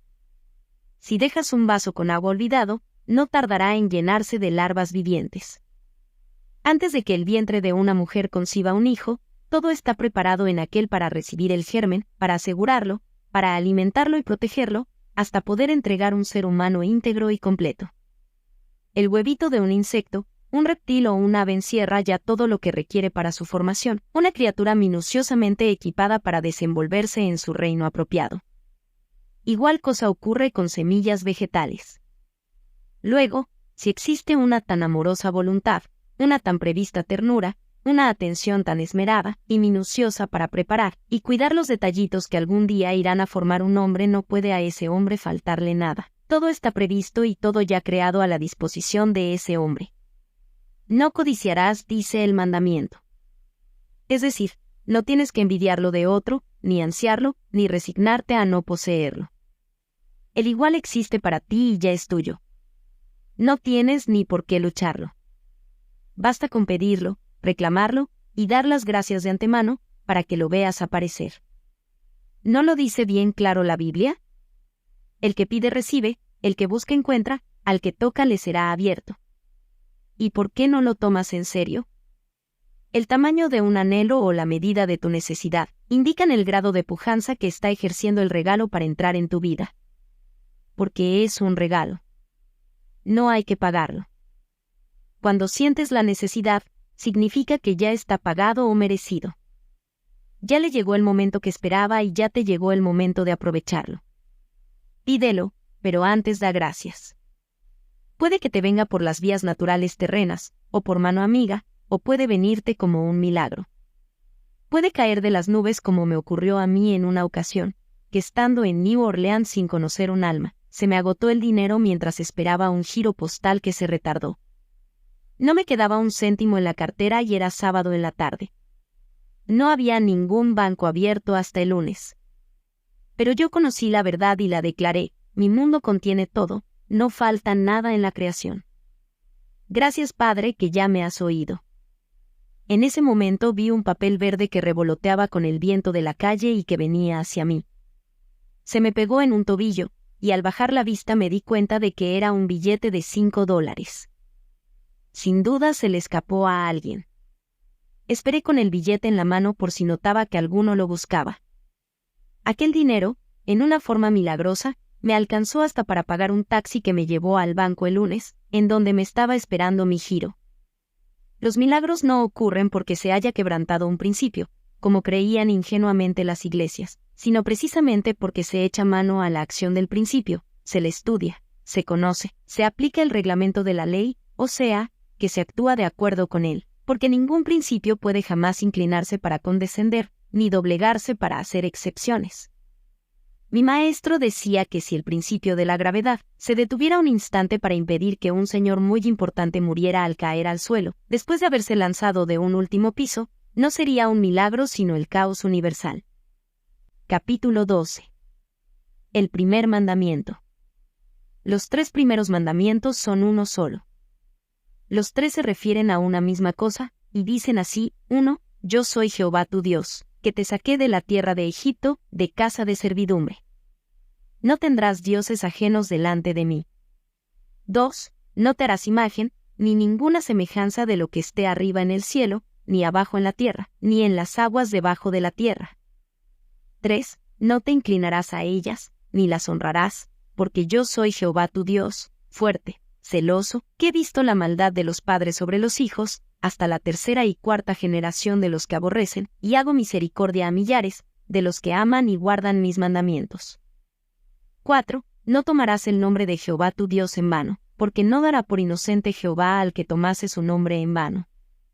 Lo primero que hay que recordar es que cuando la Biblia repite 3 veces algún punto, significa que se ha de tomar en el sentido de la letra y no simbólicamente, además de que ese sentido es el mismo en los 3 planos de conciencia: material, mental y espiritual. En este mandamiento aparece 3 veces la mención de Jehová tu Dios. La primera mención se refiere a Dios, creador de todo. La segunda se refiere a la ley, o principio. La tercera se refiere al yo superior, de cada uno de nosotros, que es uno con Dios, uno con el principio. O sea, que aquí están presentados 3 aspectos de una misma entidad y poder. Egipto es el símbolo de la materia. Del hombre primitivo que no ha alcanzado aún el grado de poder comprender o aceptar el concepto de un Dios único, invisible. Los egipcios adoraban a muchos dioses, ídolos formados y visibles. Hermes dio el primer paso para inculcarles la idea de un Dios único. Como primer esfuerzo, sirvió de impulso pero no se afirmó. Retrocedieron a sus creencias anteriores. Moisés vino a darles un nuevo impulso. Por esto dice: Yo soy Jehová tu Dios que te saqué de la tierra de Egipto, de casa de servidumbre. No tendrás dioses ajenos delante de mí. En la interpretación terrena para el plano material, y para los seguidores de Moisés en el Éxodo, esto ordenaba hacer tal cual lo que dice, que un Dios único los había liberado de la esclavitud en las casas de sus amos egipcios, que ese nuevo Dios se llamaba Jehová y que no deberían continuar sirviéndole a sus antiguos ídolos. En la frase, 2. Estipula las formas de estos ídolos, o sea, que prohíbe adorar imágenes a los animales, a los peces. En la frase 3, les habla muy claro. Les prohíbe venerar y honrar a sus muñecos pintados. Y celoso. Que él castigará no solamente al desobediente sino a sus hijos, nietos y descendientes, pero que tendrá piedad de aquellos que le obedezcan. Todo esto es tan infantil, que las generaciones futuras protestaron ante la patente injusticia, de modo que fue aclarado y abrogado por el profeta Ezequiel. Lo cual muestra cómo la mente humana iba desarrollándose y encontrando pueril algunos puntos de aquellas órdenes de Moisés. Para nosotros, el significado metafísico es diáfano. Yo soy Dios, que te extrajo del concepto material. No atribuyas poderes a otra cosa que a mí. No te forjes imágenes mentales. No les temas ni las respetes, ni formes tus juicios de acuerdo con lo que veas en el exterior, arriba en el cielo, ni abajo en la tierra ni en las aguas debajo de la tierra, porque la ley te entregará lo que ordenen tus errores, los que me aborrecen, y corregirá tus manifestaciones al tu emplear la verdad. Hago misericordia a los que me aman y cumplen mis mandamientos. Los hebreos, andando con el tiempo, tomaron las escrituras tan al pie de la letra, que en sus sinagogas no hay nada que pueda recordar siquiera una imagen, y se recargaron de todas las imposiciones enumeradas en Levítico. Hasta el punto que los levitas vivían abrumados por un complejo de culpabilidad, ya que les era humanamente imposible cumplir los 600 y pico de ritos y detalles diarios a los cuales se creían comprometidos. La Biblia es un tratado psicológico y metafísico. Es el libro de la verdad. Ella no ordena. Solo explica. Encierra una explicación y un consejo para cada una de las circunstancias de la vida, en todos los planos de conciencia. El número 4. No tomarás en vano el nombre de Jehová tu Dios, porque no dará por inocente Jehová al que tomara su nombre en vano, se refiere directamente a lo que ya tú sabes. No te condenes tú mismo con tus palabras. No digas que eres feo, malo, negativo. No te apropies condiciones que después lamentes verlas manifestadas tales como mi mala memoria, mi corazón enfermo, mi cojera, mi pésima vista, etc. Pues todo esto es tomar en vano el nombre de Jehová tu Dios, y la ley no perdona, no dará por inocente a lo que se decrete en nombre del yo. Habrás dado una orden que el subconsciente hará todo lo posible por cumplir en todas tus circunstancias, hasta la tercera y cuarta generación. Capítulo 13. No fornicarás. En principio, esa palabra no fue la que empleó ni escribió Moisés. Lo que él dijo fue, no cometerás adulterio, y ese fue el primer adulterio que se cometió, al transcribir los 10 mandamientos, el de adulterar arbitrariamente la verdad. Siendo Moisés un adelantado, un sabio, un experto en el conocimiento de los principios herméticos, era totalmente imposible que él instruyera y dejara escrita la instrucción de tratar de burlar el principio de generación. La palabra constituye una ofensa, un insulto a la inteligencia humana, en ese sitio en donde la colocaron los escribas, por orden de autoridades eclesiásticas ignorantes. La misma sustitución fue hecha burdamente en las escrituras del apóstol y evangelista Mateo, capítulo 19, versículos 4 al 12. Pero esto lo trataremos más adelante. A todo conocedor de los principios, las sustituciones bíblicas le saltan a la vista. Como todos los principios, el de generación funciona de manera automática en todos los planos, y en cada plano actúa en la forma apropiada al plano. En el reino atómico, un átomo se junta con otro para dar nacimiento a un elemento, por ley de atracción, cohesión y adhesión, y estas tres son condiciones naturales del principio de generación, o sea, que forman parte integral del principio. No hubiera sido creado nada, no se produciría nada, no nacería nada, no evolucionaría nada si se pudiera destruir el principio electrónico del magnetismo, o sea, la atracción entre el positivo y el negativo. La adhesión y cohesión ocurren después de la atracción. La adhesión es la autodeterminación del átomo, en otras palabras, el libre albedrío que contiene todo átomo, de aceptar o rechazar el unirse a otro átomo que sea o no su tipo. La cohesión es la facultad de pegarse el uno con el otro en un grado tal de fuerza, que no necesito recordarles lo que ocurre cuando se logra separar las partículas de un átomo, la bomba atómica. Supongo que habrás visto en lo que acabas de leer, la similitud a lo que ocurre entre nosotros los humanos. Esa similitud te ilustra a la perfección el principio de correspondencia, como es arriba es abajo, como es abajo es arriba. Es decir, que estudiando la mónada se llega al ángel como lo expresa el Kybalión. Los principios actúan automáticamente, por encima de todo y a pesar de todo lo que podamos nosotros hacer en contra. Si los átomos fueran ya seres humanos, o si ellos hablaran en nuestras palabras, llamarían a ese proceso de atracción, adhesión y cohesión, fornicar, ¿no es así? Igual cosa sería en los reinos botánico y zoológico, donde una abeja transfiere el polen de una flor a otra, y de esa unión nace una nueva especie. Ahora díganse si está en los designios de Dios Creador impedir o prohibir esos procesos. Es sabido que al oponer una resistencia a un principio, se multiplica la fuerza que lo impele, y busca la salida por otros conductos, o sea, que lo único que se logra es obligarlo a desviarse, no se logra atajarlo.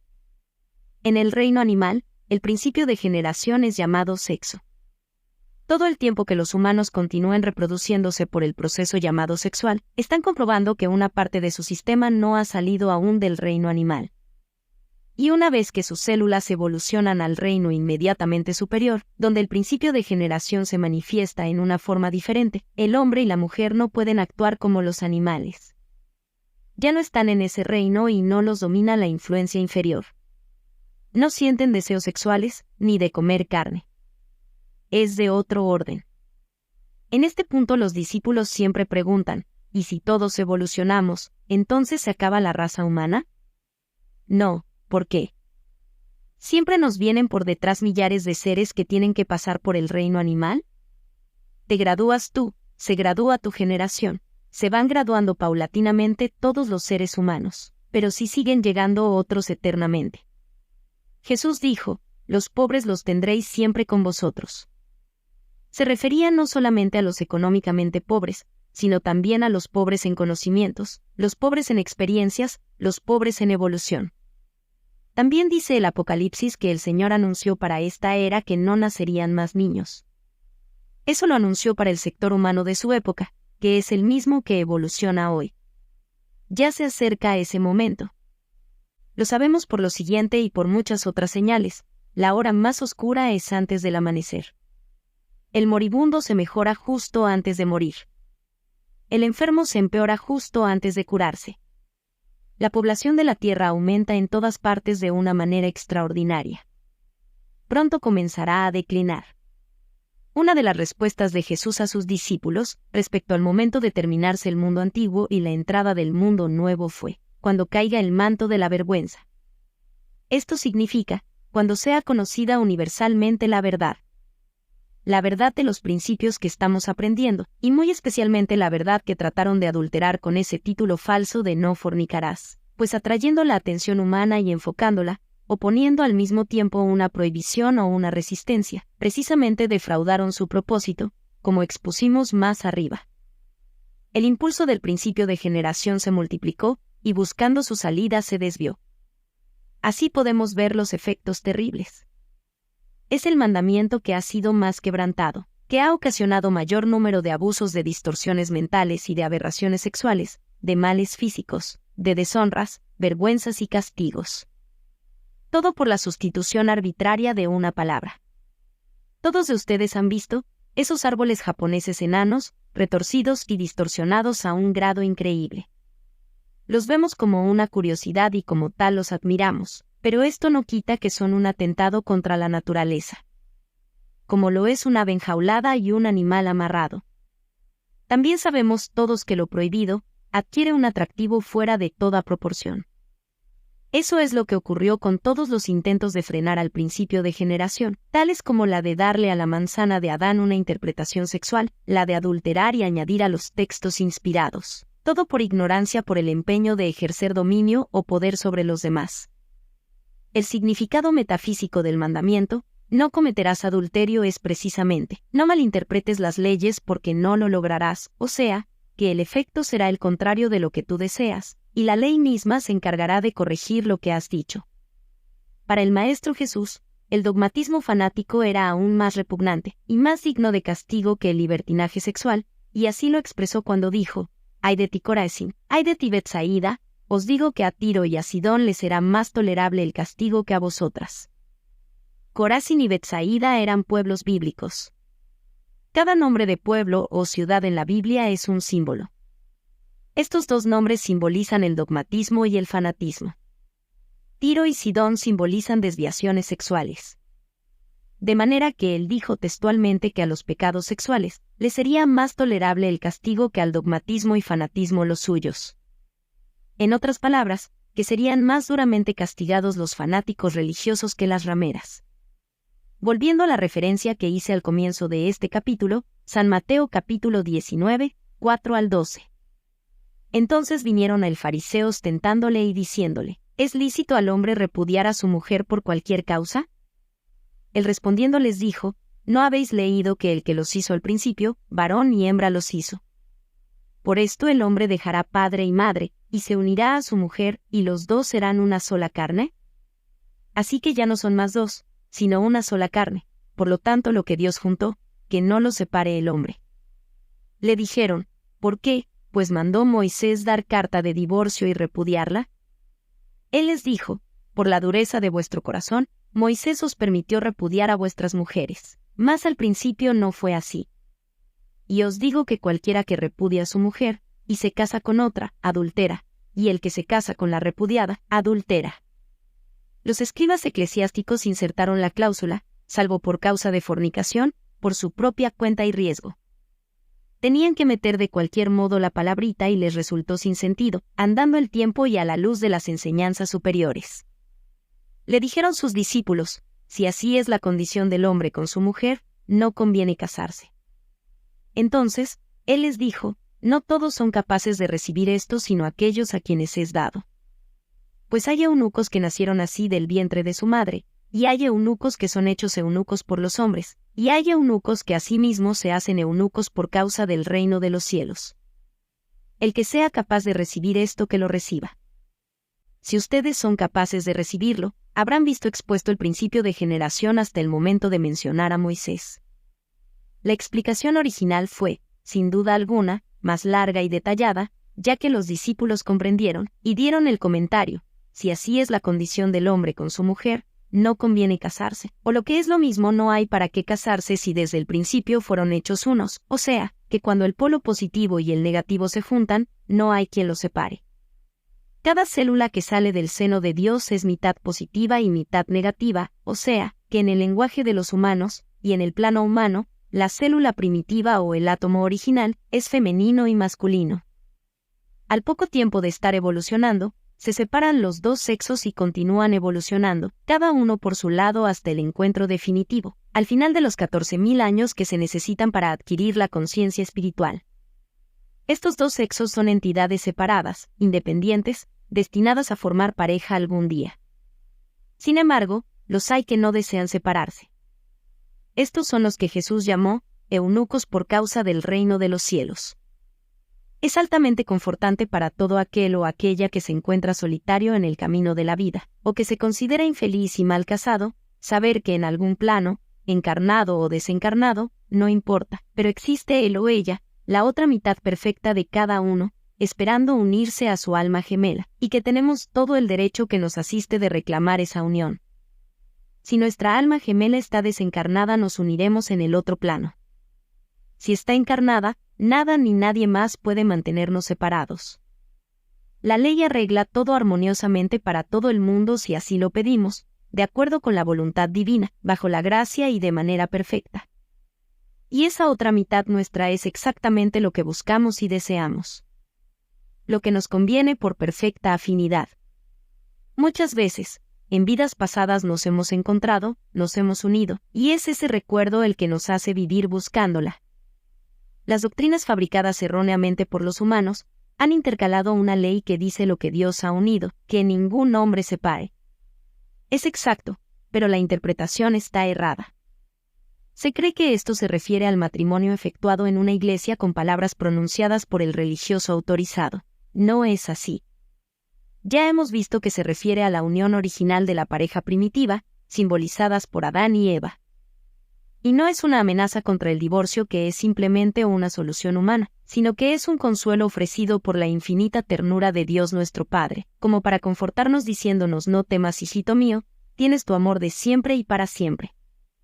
Jesús vivía consciente en un plano superior. A él le costaba bajar y hablar en el plano humano. Por eso enseñó a través de tantas parábolas, ya que el sentido de estas no varía, es el mismo en todos los planos. El sentido de una parábola no está jamás sujeto a las palabras que estén de moda o en uso. La referencia a los eunucos es casi una parábola. Se puede tomar en el sentido humano si así se desea. En el sentido científico se refiere a los neutrones, que no tienen carga positiva o negativa. Metafísicamente, los que se hacen eunucos por el reino de los cielos son los humanos que anhelan elevarse, aprender y estudiar lo relativo a los planos superiores. Pero como dijo el Maestro, el que sea capaz de recibir esto, que lo reciba. Observen ustedes que los grandes maestros evitan pormenorizar cuando se habla de ese mandamiento. Hacen tal como hizo Jesús, dicen algo crítico, y que lo comprenda el que sea capaz de comprenderlo. ¿Por qué? Porque la mente de esta quinta raza raíz que somos nosotros, está evolucionando entre dos planos. Tiene gran parte animal aún, y el animal ni raciocina ni sabe controlarse. Si le dan la luz verde se desborda. Si le ponen la roja se fulmina él mismo. Es un punto de equilibrio muy difícil de mantener. Demos gracias al Padre, que ya nosotros estamos con un pie levantado para subir al próximo escalón, y acordémonos del episodio de Jesús, cuando vinieron a presentarle a una mujer que fue sorprendida en flagrante adulterio, y que, de acuerdo con las leyes de Israel, debería ser apedreada hasta matarla. El maestro no respondió una sílaba. Se puso a jugar con un dedo en la tierra a sus pies. Los hombres que la habían traído se fueron yendo uno tras otro y cuando se encontraron solos, le dijo Jesús: «Mujer, ¿a dónde se han ido tus acusadores?» Ella contestó: «No lo sé, Señor. Tampoco yo te acuso». «Vete en paz», fue la contestación del maestro.